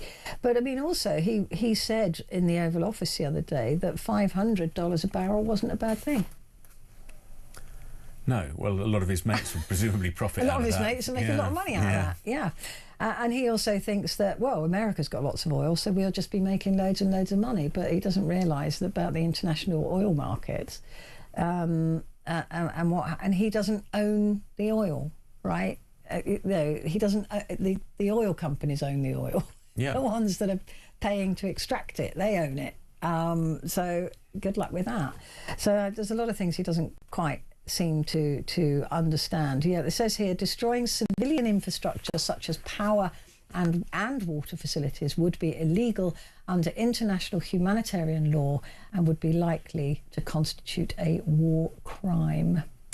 But he said his preference would be to take the oil in Iran. So he wants to steal the oil, Iran's oil. Well, he does like doing that. He did that in Venezuela, didn't he? So he's one of his things that he does like to do. But I think the big question now is, will they actually put boots on the ground on places like that Karg Island where 90% of the Iranian oil goes through, I think, and that's the real next step. Does it escalate to that level where America starts to put boots on the ground? Well, then you do see the Houthis getting more involved. Then you do see other waterways being closed. Then you do see Armageddon in terms of the economy, because that will not be forgiven. No, and it's a further escalation which nobody seems to want, so why would he do it? But... Well, because he thinks that might is right, and he's failing to see the knock-on effects of this. And he's talking about warships transporting through the Strait of Hormuz these oil. It literally can't be done. There's the one pathway for the ships to go through, the oil tankers to go through, is 4 miles from the shoreline in Iran. It would take under a minute to get these little speedboats, to blow up, and it just needs to blow up one, or even not completely destroy it. And you've got the mountains as well, the mountainous region there. They're strategically, they are extremely well placed to stop people going through the Strait of Hormuz. Exactly, and his strategy is now to try and reopen something that was open before he started all of this. So and I don't know how he's going to do that. He can't do it without implicit permission from Iran. It just can't happen. It won't happen. Unless the American forces can take the entire coastline, which is 1,000 miles, I think, of Iran, and push them back 500 kilometres. Yeah, and however many ballistic missile sites... He hasn't got enough soldiers. No, and not enough missiles to get rid of every drone and every ballistic missile. And it only needs one to get through, as you say, and there's a huge problem. So and they're running out of the Patriot, the Tomahawk. Sorry, the Tomahawk. They're running really, really low on Tomahawk, which is their favoured missile. Small boats deal close to collapse over safety fears. The UK's agreement with France to pay for beach patrols is on the verge of collapse amid wrangling over the number of small boat interceptions and the safety of asylum seekers in French waters. Negotiations over plans to revamp the 3-year, £480 million deal remain deadlocked. Shabana Mahmood wants a more tailored approach, apparently. Well, it doesn't seem to be working at the moment, and the deal's due for renewal, so... Yeah, deal's up anyway. Oh dear, Scott Mills. At least he won't be having to read the papers first thing in the morning. Daily Star, Mills in sex probe. Scott Mills was sacked over police probe into serious sexual offences against a teenage boy. Sarah Cox tipped. Didn't she used to do breakfast anyway? Oh, it was on One, wasn't it? Yeah. She did Radio 1. Maybe she's tipped to replace Scott. They were friends. They are friends. To take over from Scott Mills on Radio 2. Starmer's 48-hour ultimatum to doctors. This is the Telegraph has gone for that. It's the Beatrice and Eugenie to miss Easter service. It's almost a mirror image of the Times, isn't it? Britain faces biggest hit from Middle East energy crisis, warns the International Monetary Fund. Britain faces one of the biggest blows from the Middle East. Why is it always us? Because we're especially exposed to higher oil and gas prices compared to the crisis to large, sudden tax on income for a family. Not good, is it? Always seems to be Britain who seem to be suffering, and Keir Starmer's still making the cost of living his big local elections push, which he was pushing today and ahead of the May 7th elections, but probably not great timing because it's just the time when people are about to see all their cost of living go through the roof. Go through the roof anyway, just awful. And millions in line for car finance payouts. Millions of drivers who are missold car finance will receive around £830 each after the details of its compensation scheme was published. Some 12.1 million car loan deals involving mis-selling data go back to 2007. Wow. Are these rental deals? I think they're the deals where you buy a car on finance. And, right, so not the lease deals. Okay. No, and lots of people just got ripped off with the interest rates because the deals meant that some people were charged excessive high interest rates, which they shouldn't have been, and they're now going to get payouts of £700 to £800 each. So that might help reflate the economy a bit if millions of people suddenly get an £800 payout. It might do, but I was watching somebody on some other programme earlier on saying that is just a small percentage of what they should be owed. With some of them, into the thousands for them. But I suppose a lot of people will just take the money and have done with it. Yes, exactly, and they've kind of written it off anyway, so the fact you're getting it back now... Yeah. A lot of people didn't even realise they were overpaying because they weren't told, it wasn't made clear to them, so that's one of the reasons why... But it was like that other thing with the banks, wasn't it, that insurance that... Yes. Yeah.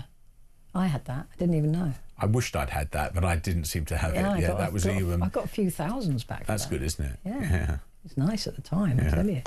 I got a new carpet for my stairs. That's what I did with it. Mini skirts for midlife women.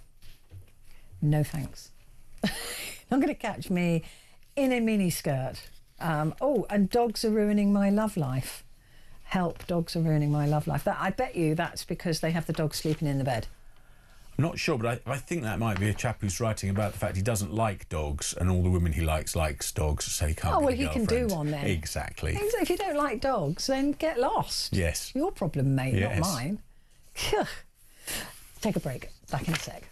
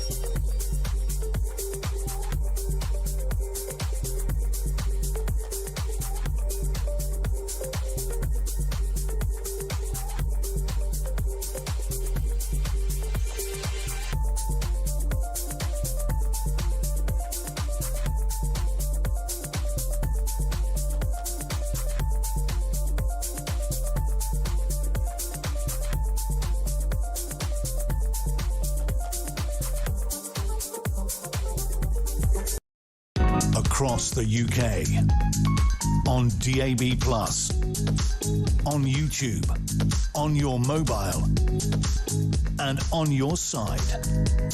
This is Talk.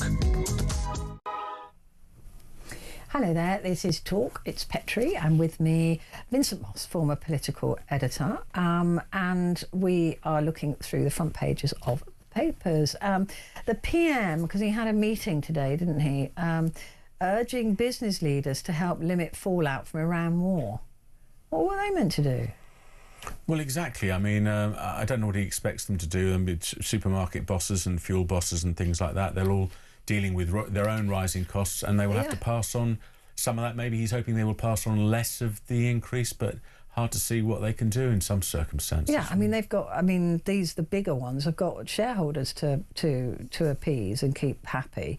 So it's not likely that they're going to pass on any savings to us, because that'll affect the shareholders. Yeah. I think sometimes it was almost looked as though that was more for the cameras than anything else, just to show people he was trying to do something. But will it resolve any firm outcomes? Probably not. But the Eye does also highlight these soaring prices. A typical petrol car now costs £10.55 more to fill up than the start of the Iran war, or £21.35 for diesel, which is a huge amount. I certainly noticed when I filled my car up the other day the difference in the price. Yeah. But I suppose we're just going to have to pay, aren't we? Yeah. An Easter bank holiday set to be we hear this every blooming year. The Easter bank holiday is set to be the busiest on the UK roads, and this is for 4 years, with 21 million trips planned. Are you going anywhere for Easter? I'm not at the moment, but probably can't afford to fill up the car. But I think one of the reasons there's so many people apparently taking UK holidays because they're a bit put off about travelling and flying at the moment. So there'll be more people than ever on the roads, and yeah, an awful lot of people. I have to say, I really love Easter in London. Nice and empty, isn't it? Everyone else is gone. Yes, yeah, it's quite a good time to be here, isn't it? It really is the best time, just to let it all empties out. Yeah. And you notice a distinct lack of four-wheel drives with the posh mummies. All out of town, gone to their country pile. Yes. So off you go, off you trot. We won't miss you, that's for sure. The FT, conflict talks, blah, blah, blah. Moscow expels a British diplomat amid claims of spying and suspicious skiing. It's a new one, isn't it? Suspicious skiing. What? I think what had happened is they claim that one of the British diplomats had skied rather close to a military base, I think it was. Okay. If you're on a cross-country skiing trip, and they took in very close to the vicinity of an armaments factory. So it sounds a bit James Bondy with these. It does a bit, doesn't it? But in reality, it was probably a couple of 50-something diplomats going, yes, exactly, doing a bit of cross-country skiing, and they just happened to go near an armaments base. But the Foreign Office is saying that these Russian accusations are complete nonsense and part of an increasingly aggressive and coordinated campaign harassing British diplomats. So it's a sort of ratcheting up of the diplomacy wars between us and Russia. I suspect. FSB said they ordered the man to leave Russia within 2 weeks. I bet he was gone within 2 seconds, especially if he's got a balcony. Yes. Yes, exactly. Leaving pretty quickly, or wearing a parachute to base. That's right, yes. Yeah. That's suspicious skiing. There you go, don't ever do that. Yeah, the Independent again going with Scott Mills. I'm afraid he's all over everything. And Trump threatening to obliterate Carg Island, which certainly won't help the oil situation. And Starmer under pressure to cut fuel duty in oil crisis. I mean, that would go down really well with everybody, I think. It would, and it's pointing out, the Independent, that Hungary's already capped petrol prices at €152 a litre, and Greece has recently announced a 3-month cap on profit margins on fuel. So other countries are doing things. Other countries can do it. It's just there's no will to do it here as well. It's like, well, if you can afford a car, you can just... It's your own problem. You know, they don't like car drivers anyway. What about this story in the Metro? What? Tenant blew up home after £80 rent rise. It's not funny. Don't laugh. It's going up with a bang, Men tells friends, before dying in the... What? He died in the rubble. A man killed after sparking a huge house explosion when his rent was put up told a friend, "You wait, I'm going to blow the house up." He was said to be, let's say, annoyed and could not cope anymore over a letter from his landlord increasing his rent, mostly paid by the council, £80 a month. He told another pal, "I've done it. I've pulled the pipes off the gas. It's going to go with a bang." He also locked out 2 friends who'd gone to a shop telling them, "Go, I just don't want anyone else to get hurt. Please just go." Good heavens. It's a really tragic story, and there's a big picture of how devastated the house looks. I mean, he really had blown up the whole house and what looks at like the houses next door as well. And his dog Roxy also was killed in the blast. So a really tragic story. I mean, obviously nobody likes their rent to go up, but that is an extreme act and a really, really sad story. Okay, so the investigators later found the gas meter, boiler and pipework were all safe, but a flexible gas pipe on a cooker had been stretched to capacity and the electrical capacitor in a fridge ripped out. Can that one cause that much damage? Yeah, he's obviously sabotaged the gas pipes and some electrical fluid. I mean, that is the whole house gone. Completely gone. And like you said, next door on either side also damaged, and it looks like the house across the road as well. Yeah. Good God. I wonder if that was he intended to die there. Odd. I mean, that is one heck of a story for the front page of the Metro. Right, I'm out of stories. Have you got any? Yeah, I thought it was an interesting one in the Mail about mobility scooters may be allowed to reach 20 miles an hour.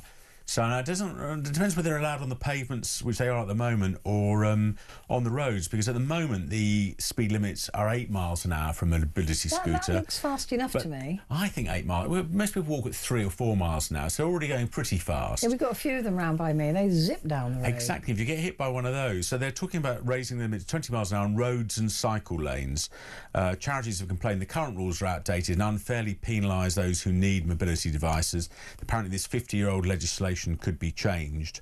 But shouldn't they be? I'm sorry, but shouldn't they be in cars if you're going to go? I thought a mobility scooter was literally just to pop to the shop. It's not like to get across London. Exactly. So they're talking about giving them access to cycle lanes, but that might... I'm not sure what cyclists will think about that, because that might block the cycle lanes. And of course, if they de-restrict them and allow them to go 20 miles an hour, I think you will find them doing 20 miles an hour on the pavement, which I think is particularly so a bit dangerous. too fast. So it's an interesting idea, Skittles. but I suspect people who need mobility scooters will say that for longer distances, 8 miles an hour isn't very fast, and they could do with a bit more speed. But are they meant for longer distances? That's the whole point. I thought they weren't. Not really, but if you've got one, it's probably a cheaper option than filling up your car now, isn't it? So, I don't know. I just thought it was an interesting tale about how...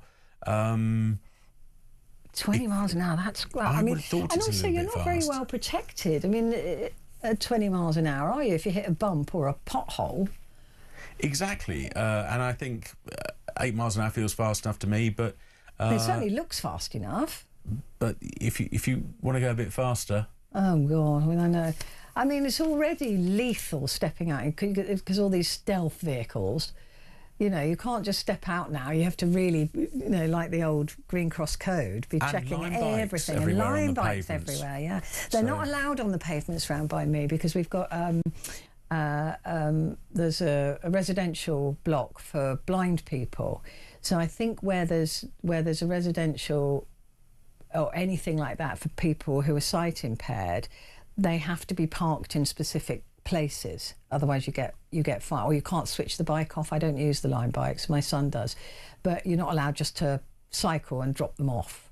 Oh, they're dropped everywhere in South London where I live. You can drop them on the pavements, and no, it means that's really bad, because it means they restrict people on mobility scooters for a start, and others who can't get and around wheelchairs them. So and stuff like very that. much or so. or the sight impaired. And like I said, around by me, even if it's a scooter or a bike, they are not allowed just to be dropped off anywhere that you fancy it, and that is really good because it keeps the streets really clear. And I think that's fair. Is if they're parked in the proper bays, like the Santander Original that's fair ones enough. are fine, but really now the line bikes can be a real menace in some boroughs because they're really just dumped are. everywhere. Yeah. No, I think they get fined or they can't switch the bikes off, so they have to keep paying for them until they put them in a proper parking. Well, that's much more place. sensible. Yeah. So that is one good thing, because actually the people who are sight impaired, and they're just at the rock when they're lying on the pavement, they're absolutely at the rock. Even if you've got some sight, you can't see them. Very much so. And line bike operators must be able to fix that or find the people who leave them in careless positions, but they clearly don't want to do that. Well, they should do, because it's disgraceful. Anything else? I thought, quite an interesting story again in the Mail. Call to ban deadly catapults used to kill wildlife, which is apparently a real growing trend. And Amazon and eBay are under pressure to ban the sale of these catapults because they're being used to target birds and other wildlife.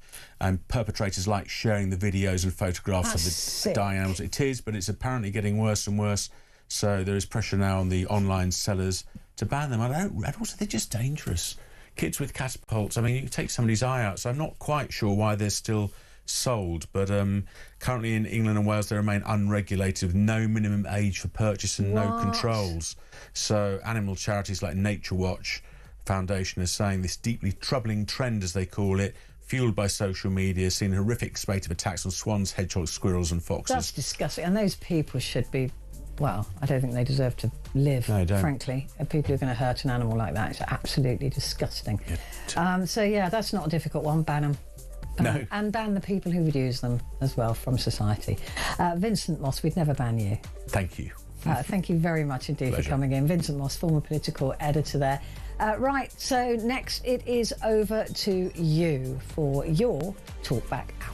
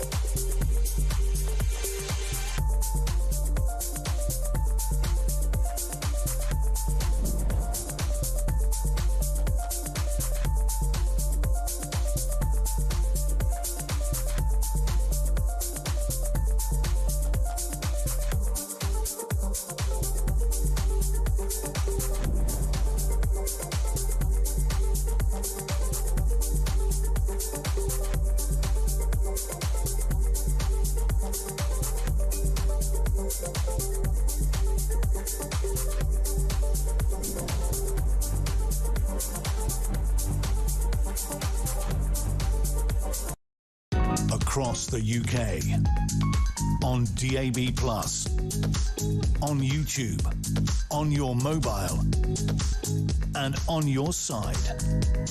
This is Talk.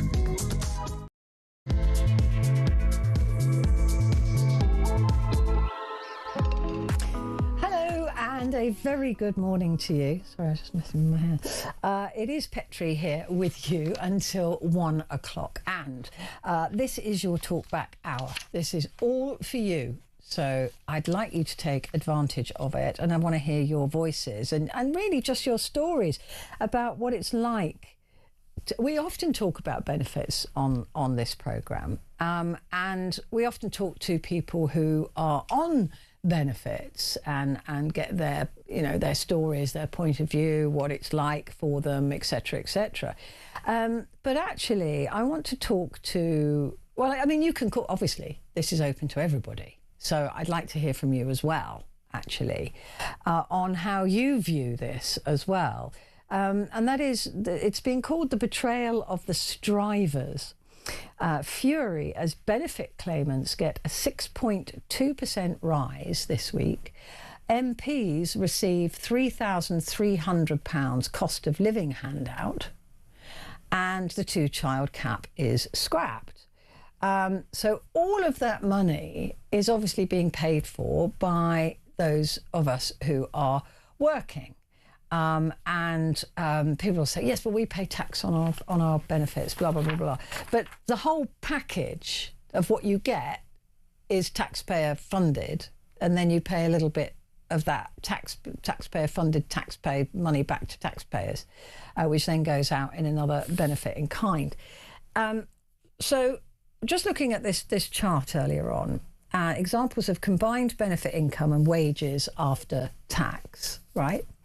So you've got a family on benefits with 3 children, and they're on, after tax, a yearly income of £48,000, I would say that is. It's between £47,000 and £48,000 a year.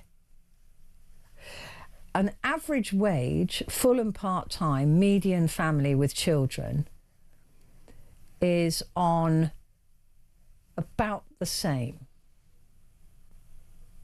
About the same. So does it pay to work? I mean that's the question. So you've got an average wage, full and or part-time, median family with children, on the same income as somebody who's on a range of benefits with 3 children. Why would you work? I'm sorry, but I mean that has to be asked. Why would you bother if you're getting almost exactly the same money as somebody who doesn't work? I thought this wasn't meant to happen. I thought it was meant to be that working pays, right? But when you look at this chart, it absolutely doesn't. Because you've got a family here with 5 children on, after tax, 55 grand a year income on benefits. And you've got somebody who's on a living wage, full and part-time couple, with one working 36 hours a week and the other working 16 hours a week, on £27,000 a year. And yet it is always the case, isn't it, that when we talk about the people who are least well off, we hear this from the Labour all the time, with the benefit that, you know, we've got to help people who are least well off. It's always assumed that is people on benefits. And actually, it really doesn't look that way anymore. So you've got people who are working on living wage or average wage who are worse off or exactly the same well off as people who don't work. And it's hardly surprising that more and more people are giving up on work when you look at the benefits that I'm looking at here. With 4 children, you're on 50 grand a year.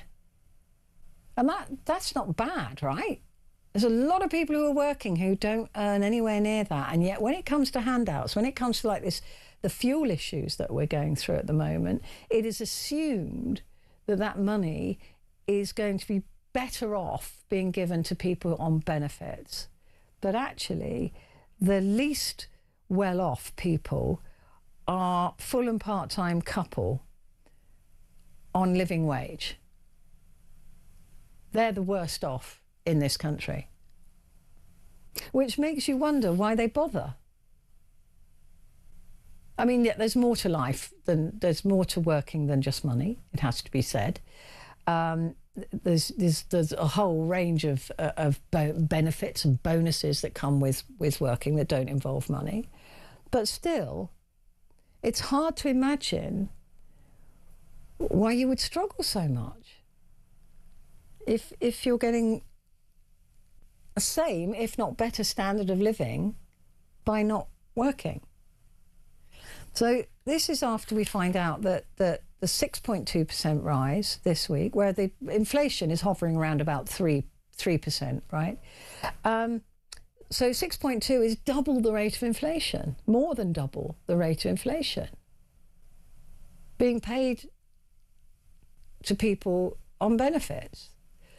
What pay rise have you had in the last? Well, I can tell you here, I don't think anybody's had one. Nope, I certainly haven't. But I don't think anybody for years, actually.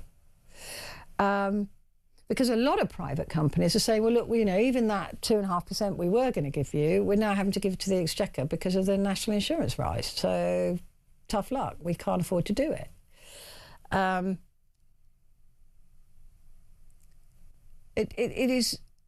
every time there is a crisis, people on benefits are assumed to be the ones that need the help the most. Are they? And MPs receiving £3,300 as a cost of living handout. Well, MPs are already on, 80 grand, getting an extra 3,300 to help with the cost of living. Not to mention that the two-child benefit cap is being lifted as well, which is coming at a cost of 3.5 billion, although a lot of people may say, well, that's worth it. That's worth it because we're helping children. Taxpayers Alliance has said that we're becoming a two-tier society in which ordinary workers have to shoulder an increasingly unsustainable burden to protect the lifestyle of others. Taxpayers are exhausted from having to repeatedly broaden their shoulders as ministers demand ever more from fewer and fewer people. And it does feel like that. That it is increasingly unsustainable. And what do? Does that just keep going and going and going? And the more people that cotton on to the fact that they can have just as decent a lifestyle, perhaps, as somebody on benefits, why would anybody bother? So, does it pay to work? That's what I want to know. Does it pay to work? I mean, and the burden as well on freelancers at the moment to fill in their tax returns. They want you to do it every month. So the increasing bureaucracy and burden on people as well. Do you think that it pays to work? Do you think that perhaps this is just another attack on people who are on benefits? That it's not their fault they're getting a pay increase? You're not going to turn it down, are you? But I don't understand the balance here. I always thought that it was meant to be that working would always pay, that doing the right thing, going out to work, if you can, I'm not suggesting that people who can't are doing the wrong thing, they're absolutely doing the right thing. But if you are choosing this lifestyle because of the money that's available to you, instead of going out to work, well, number one, I don't really blame you, because if it's there, why not take it? I get it, right? Completely understand that. But how can the rest of us keep paying it and then get nothing when there's a crisis like this one with the fuel? We're getting nothing. And yet as is evident by this chart, the hardest up people in this country are people who are not on benefits in any regard and are working. And yet they're not likely to get anything. Because when it comes to means testing these extra payments and fuel payments and all of that, it is assumed, and also it's just easier to give it to people on benefits, with the assumption being they are the worst off in our society. And yet increasingly it appears that they are not the worst off in our society. And that if you've got 5 kids, you're heading up towards 60 grand a year tax-free. I mean, that is a lot, right? That's a big fat wage. I mean, what kind of job would you have to earn 60 grand? Many of these people wouldn't qualify for those sorts of jobs. So they're getting more money for these jobs than they would ever get if they worked. So why bother? Why bother getting a job that pays 28 grand a year, 30 grand a year, if by not working, you get nearly 60 grand a year? Do you see what I'm saying? And a job at 60 grand a year is probably quite a high management job, I would have thought. So I don't understand. I thought we were all totally being convinced that it would never pay more to be on benefits, that it was always the right thing to do was to work for a living and pay your dues and support society and be a good person. But what do these numbers tell us? And also in the public sector, the wages that we also pay through taxation have had a 5% pay increase, 5.9%. 5.9%, so nearly 6% themselves in the public sector. If you're in the private sector, tell me what pay rise you got. Have you had a pay rise this year or last year or even the year before? Because if you're in the public sector, paid for by the taxpayer, you got a nearly 6% pay increase this year. What's going on? I mean, here we are again, at a point where I'm asking the question, does it pay to work? Does it pay to work? If you can pull in the sort of money you couldn't dream of earning, but you get that on benefits, well, how is that fair? How is that reasonable? Give me a call. 0344 499 1000. Calls charged at the national rate, but we do call you back. And text the word talk and your message to 87222. Let's talk to Liam, who's in the West Midlands. Morning, Liam. How you doing, Petrie? You all right? I'm all right. How are you doing? Yeah, not too bad, not too bad. What do you make of this? Well, I can see where you're coming because there is no incentive to work, is there? It doesn't appear so. No. I was brought up to believe that graft gets you everywhere, and it doesn't. Right? I slogged my guts out all my life. It never got me anywhere. Yeah, you're always told if you work hard, you're rewarded for it. Yeah, that's the way I was brought up, but that doesn't seem the situation. But because you were brought up that way, would you ever swap that for going on a life of benefits? Well, I've been on benefits myself, and I was actually better off. Yeah.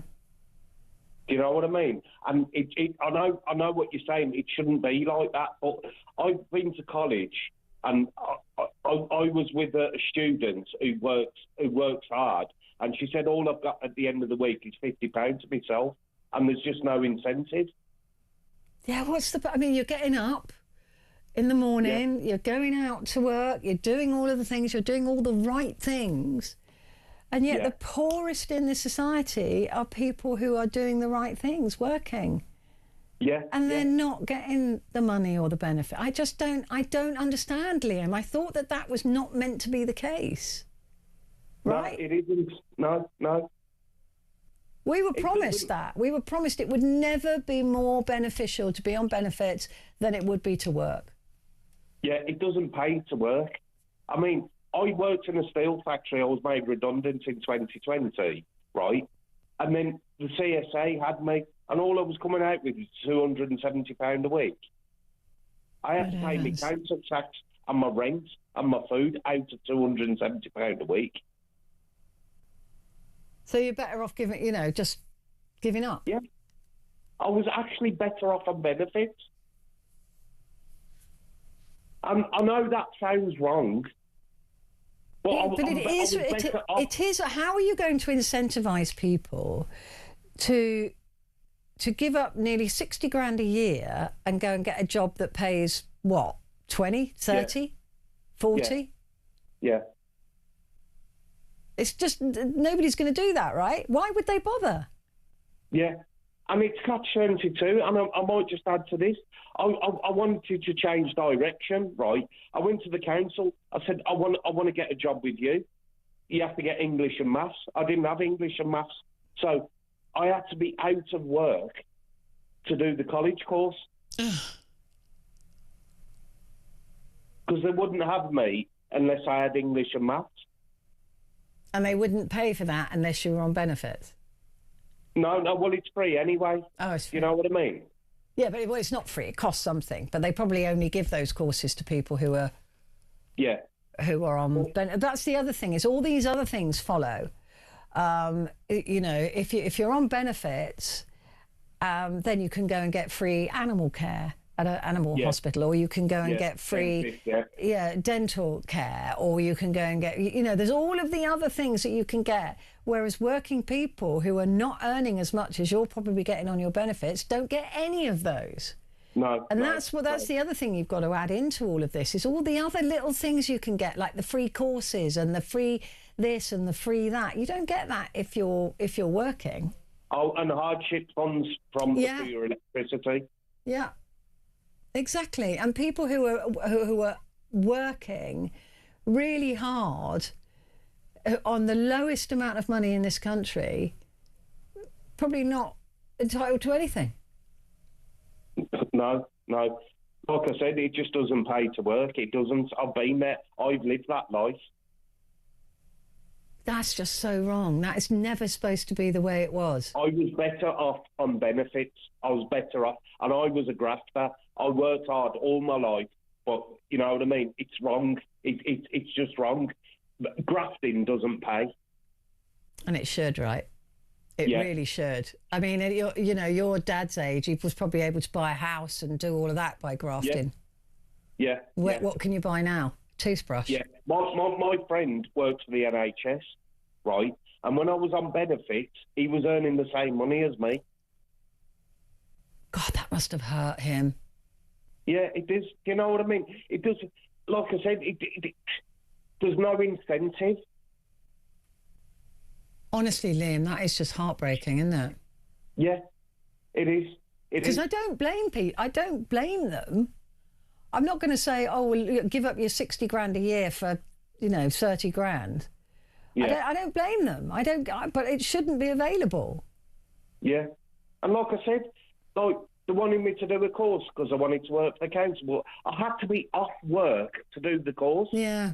Which is crackers. Again, it's just playing to the lowest common denominator. It's saying you've got to be absolutely on the bones of your backside before, and then all these things tick in.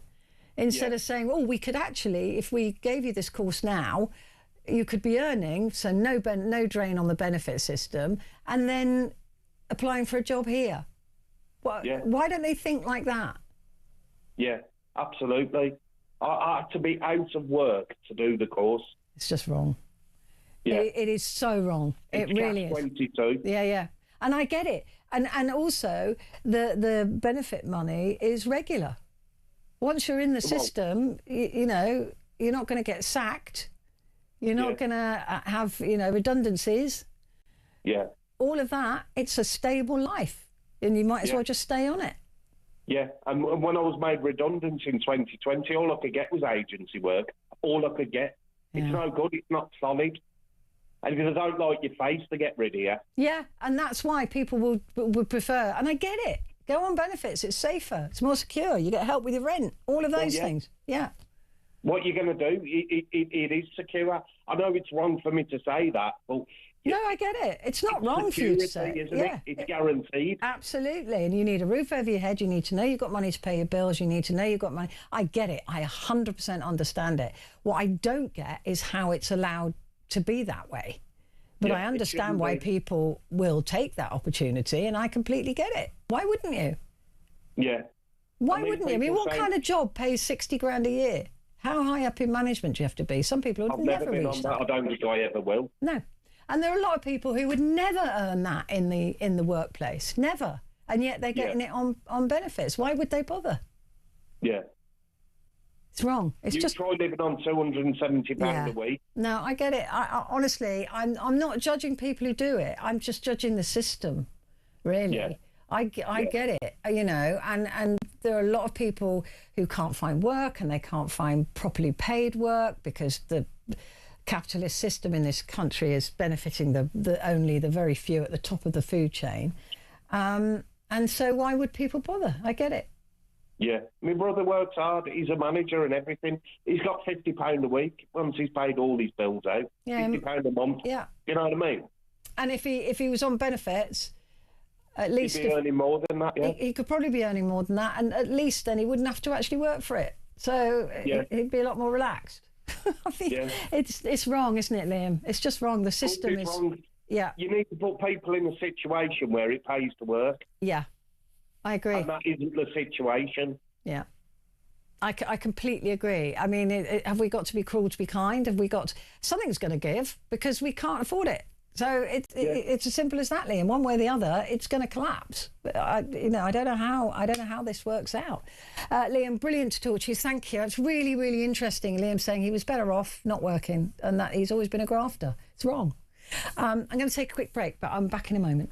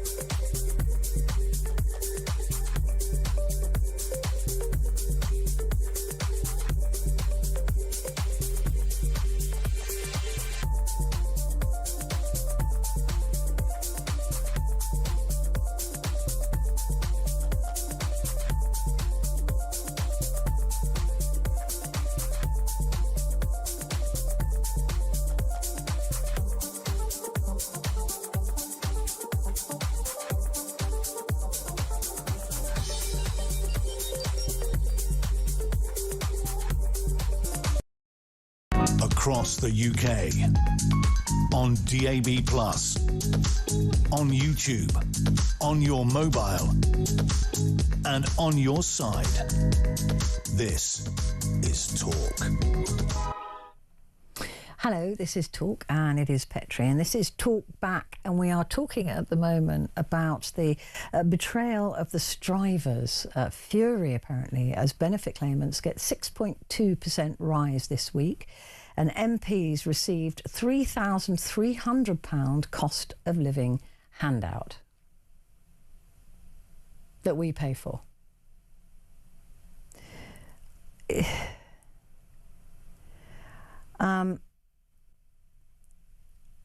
it is, I mean, even the 5% pay rise that they're giving themselves, is way ahead of inflation. Like I said, inflation sort of bumping around the 3% mark. But pay in the public sector also rose by 5.9% in the 3 months to January. The figure for the private sector, for the private sector, so that's the public sector, sorry, rose 5.9%. The private sector was just 3.3%. And this message has just come through from Andy, who said, I work for a private company that turns over billions, and I've had on average about a 1.5% pay rise over the past 3 to 4 years. That's what I'm talking about there, Andy. Perfect example there. Justine says, I earn minimum wage and I'm single. I bring home not much more than somebody on PIP. It's a joke. I work because my parents brought me up correctly, and not working was never an option. I have to ask, who is the mug here? And I think that there are those of us who work because that's what we've always known, right? We've always, but there will be people, of course, who've been made redundant or whatever, who are having to go on benefits, and maybe they discover when they're on benefits that actually they're just as well off and it's more stable to stay on benefits. But that's not what they're meant to be for. They're meant to hold people and help people while they look for another job. What is the point if you're earning as much or even more on benefits than you would if you're working? Why would anybody go back to work? I mean, all these back to work schemes that they keep talking about, none of it involves cutting the cloth and saying, look, I'm sorry, if you're not working, you will not have as good a lifestyle as those people who do work. Sorry, that's just the way it is. You know, work, and then you can have your holiday or your car or your telly or whatever. Richie says, Starmer bangs on about working people, but the real working people are being shafted. Yeah. Richie also says working people who've contributed through taxes should benefit from benefits between jobs. It just takes so long, I think, to sort out the benefit system that I don't know whether they do. But I agree with you. And Ernie says the politicians caused the cost of living crisis, and that's caused every working person in Britain hardship, but not the politicians or people on benefits, because the politicians are giving themselves £3,300 to help them deal with the cost of living crisis that they created. I'm 67 and aching all over and still working as a handyman, and I paid £6,000 in tax this year to give to those wasters who've probably never earned an honest pound in their lives. Why do I bother?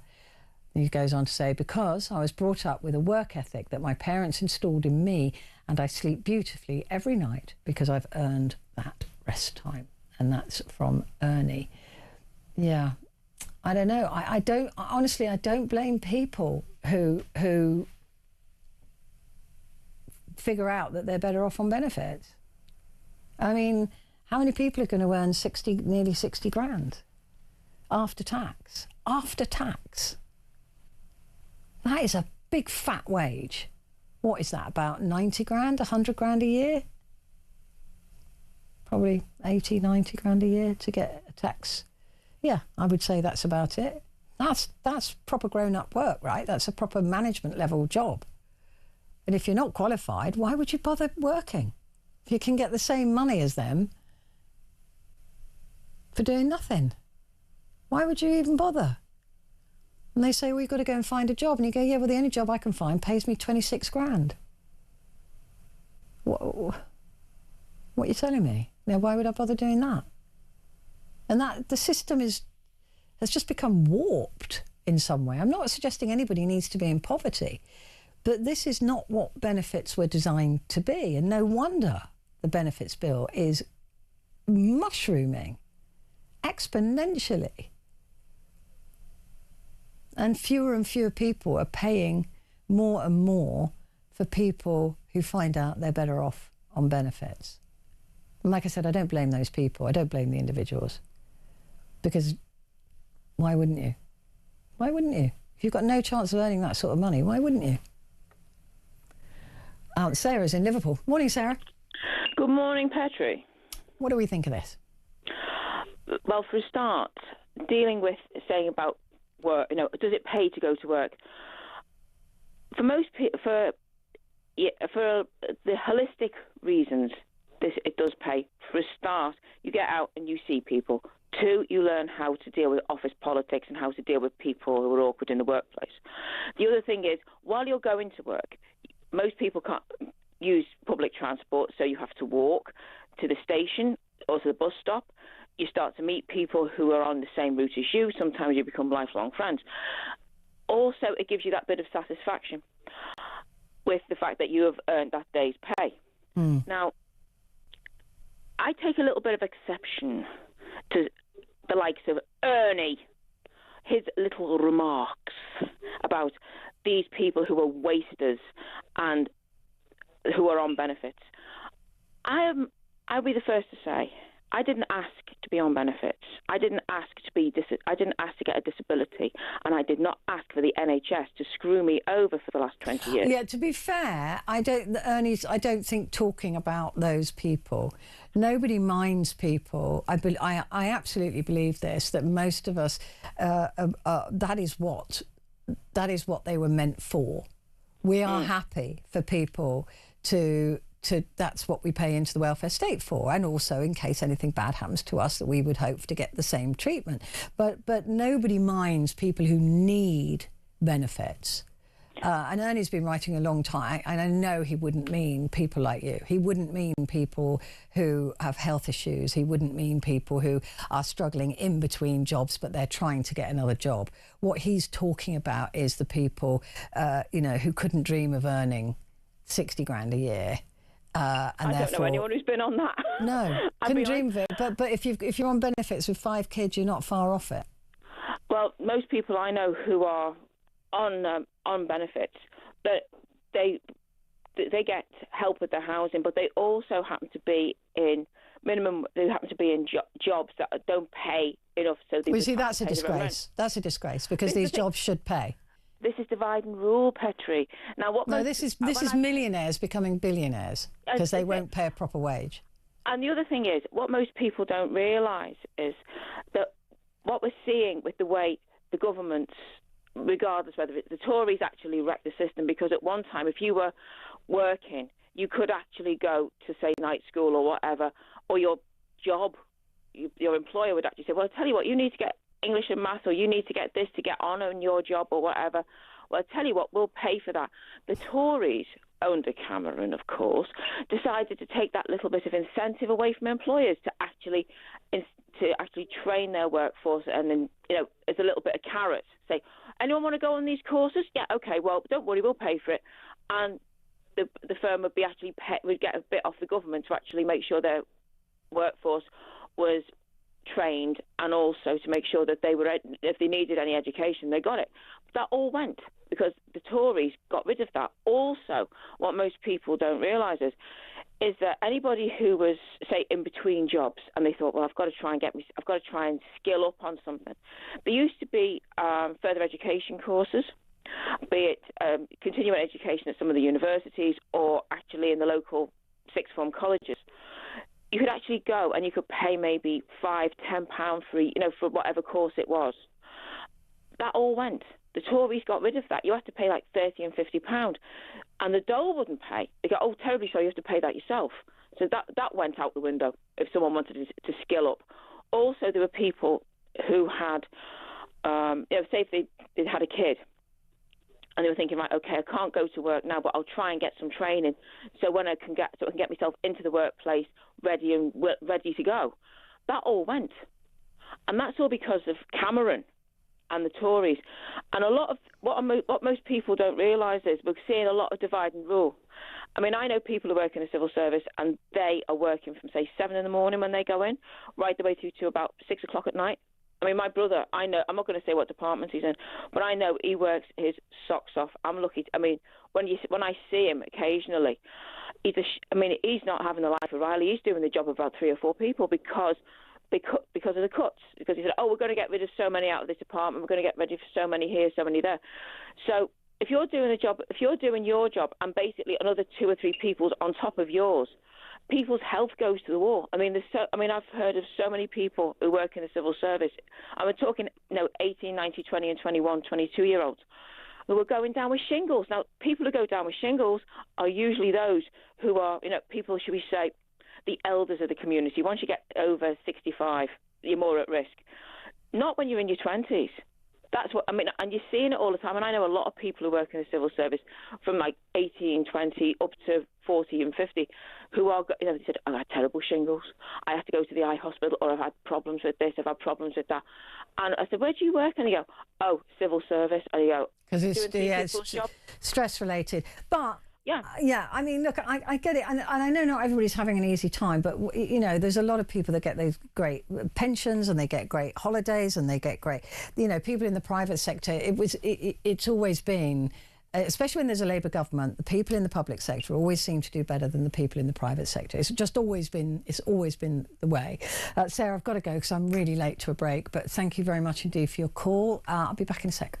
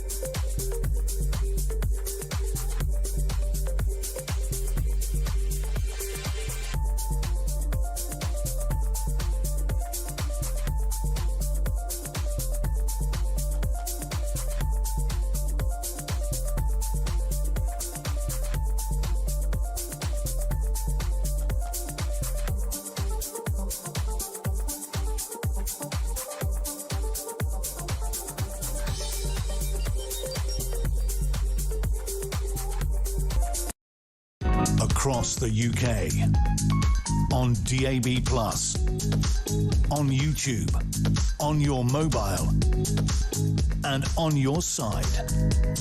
This is Talk.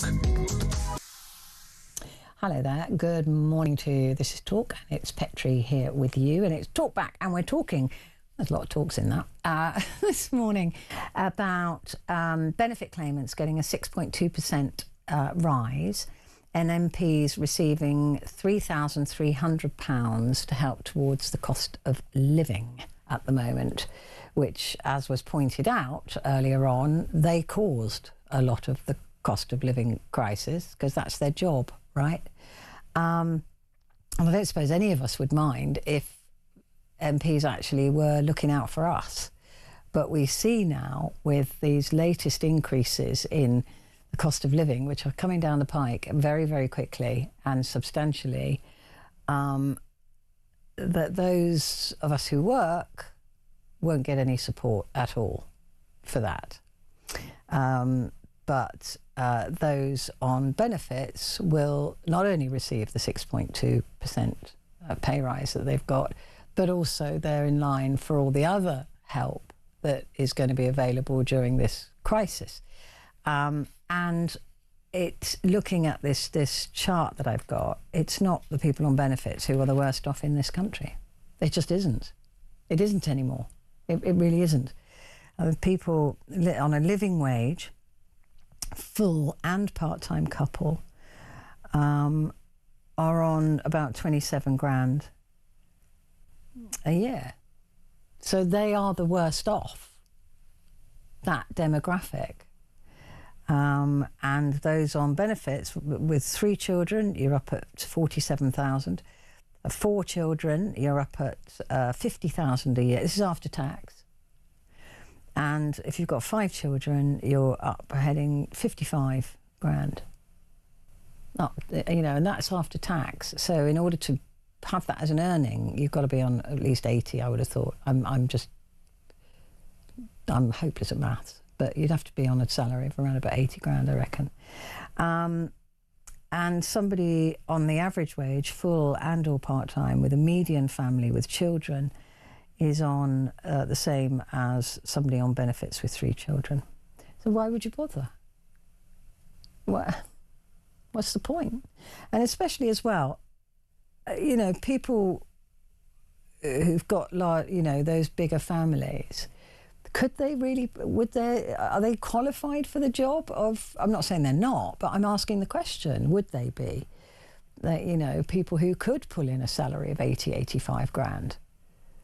Because if they're never going to earn a salary of that level, why would they even bother looking for work? Because maybe the job that they could find would be 30 grand. And they're on 55 after tax. That's 30 grand before tax, or 55 after. Let me think. Am I going to bother working? No, let's not bother. Alistair is in Scotland. Good morning, Alistair. Nice to speak to you. Good morning. Good morning.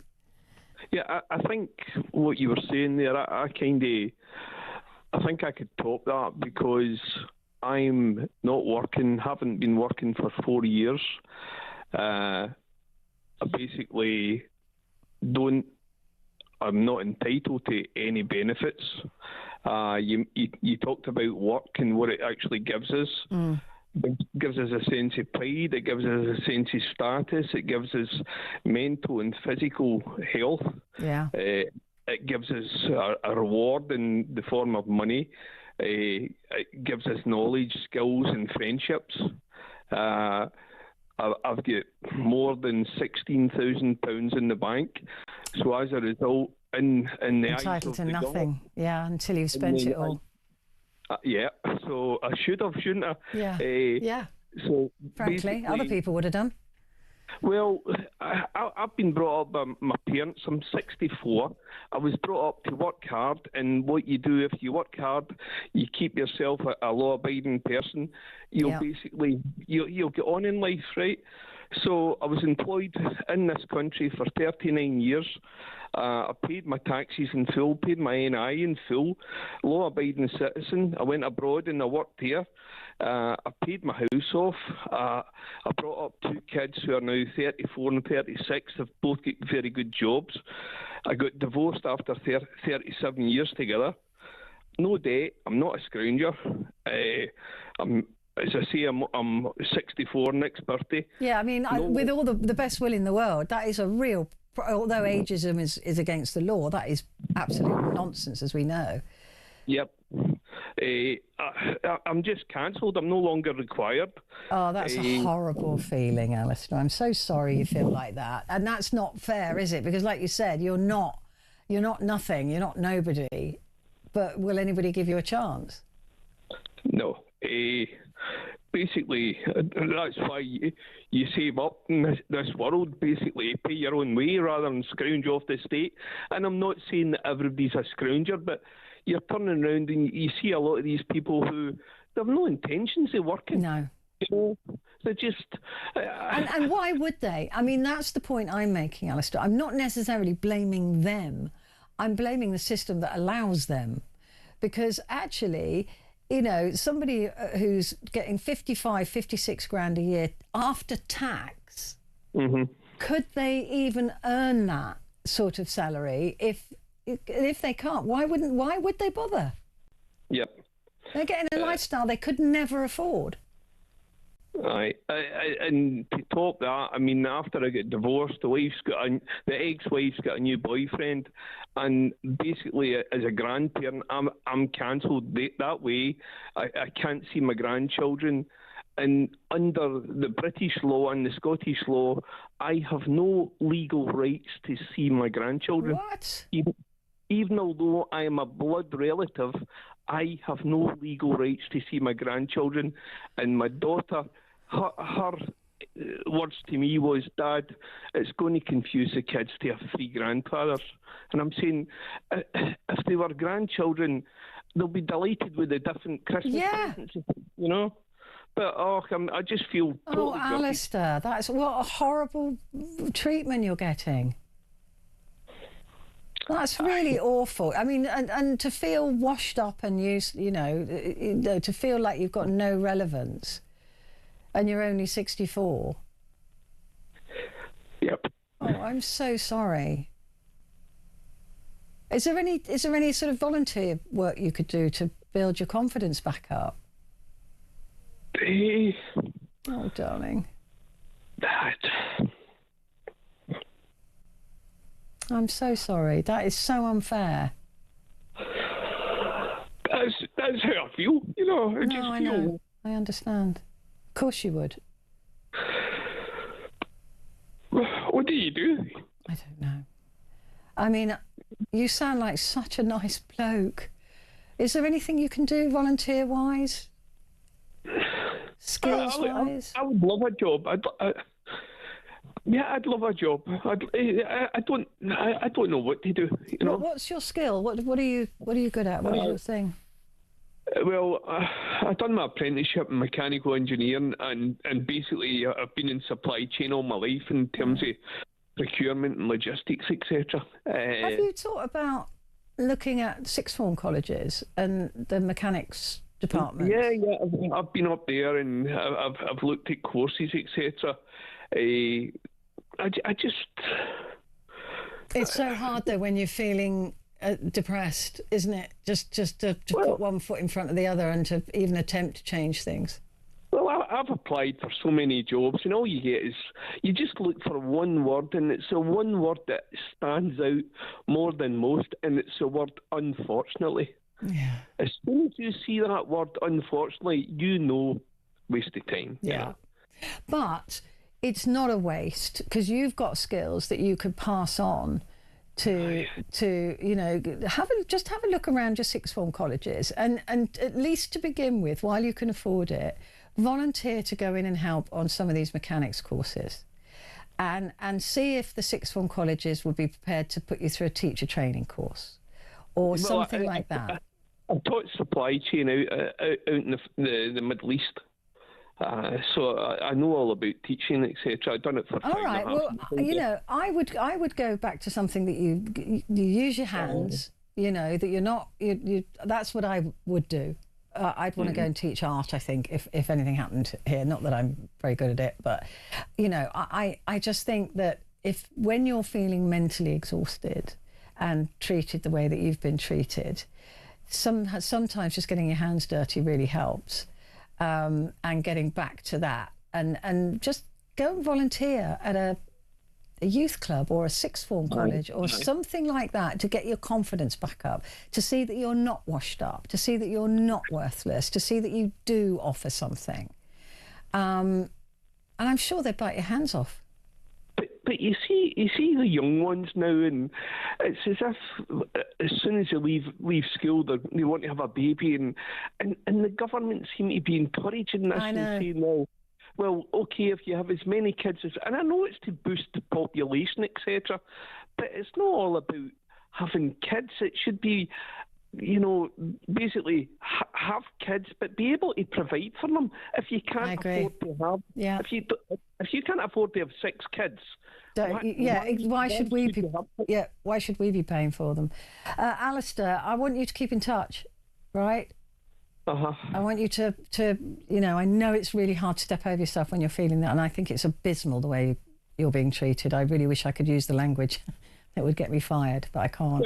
Well, one of the things they do in terms of the likes of your grandparent, they call it a parental or grandparental alienation, right? And one of the things they do is they basically give you bereavement counselling. Oh, God. Because suppose I think you need to talk to your daughter again and just say, look, this is not fair on anybody, you know, and really push it. And please just try and look around and see if there's anything volunteer-wise that you can get out there. Use some of your skills. You know, maybe if it is in procurement, you can go and volunteer at Sixth Form College again, and just get yourself back out there, build up your confidence. And that will make a world of difference to you, I promise you. I promise you, because you're not washed up. And you sound brilliant to me. So you give it a go and do something and let me know, will you? Yeah, will do. Please stay in touch. I mean it, right? Okay, right. bye. All right, bye-bye. Quick break.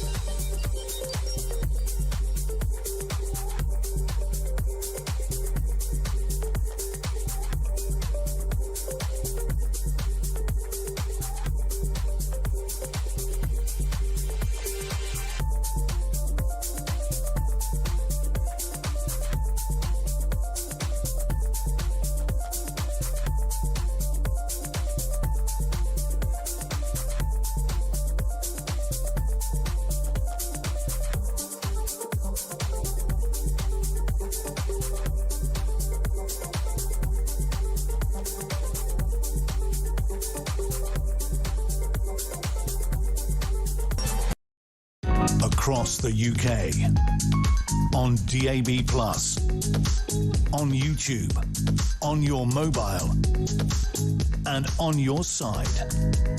This is Talk. Hello and a good morning to you. This is Talk and it's Petrie here until the top of the hour. And I've got to read this out. Zoe, this is just gobsmacking. Zoe says, I employ 49 people and pay a competitive wage, half full-time and half part-time jobs.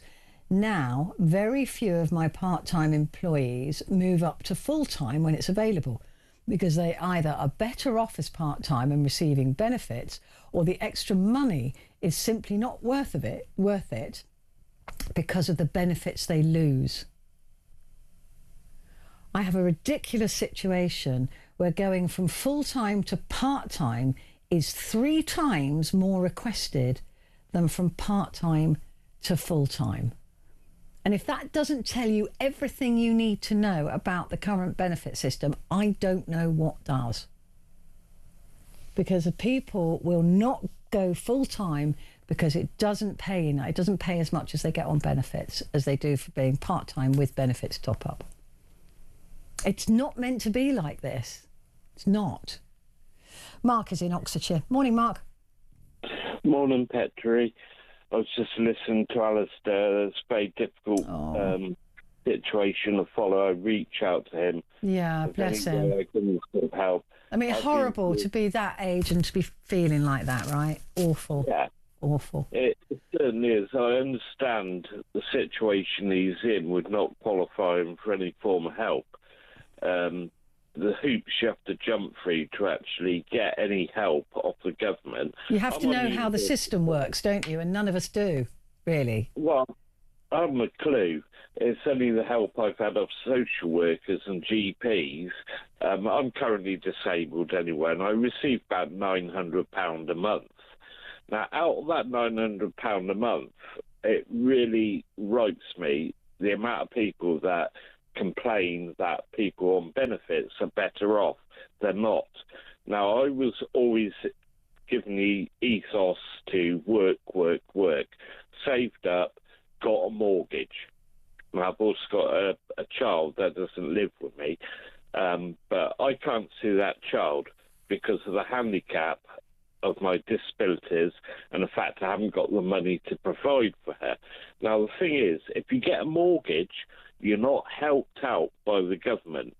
You're offered a loan on a loan on a loan, if that makes any form of sense. Well, I think it's just wrong, because if they're prepared to pay rent, they should be prepared to pay the equivalent towards your mortgage. Exactly. If not the whole amount, then the amount you would get for rent. Yeah. Well, I get a loan on the interest of my mortgage, which I have to pay back when I'm dead, which doesn't really help matters, but it helps me at the moment. But the point I'm trying to get, I get £900 a month. I have to live on £50 a month.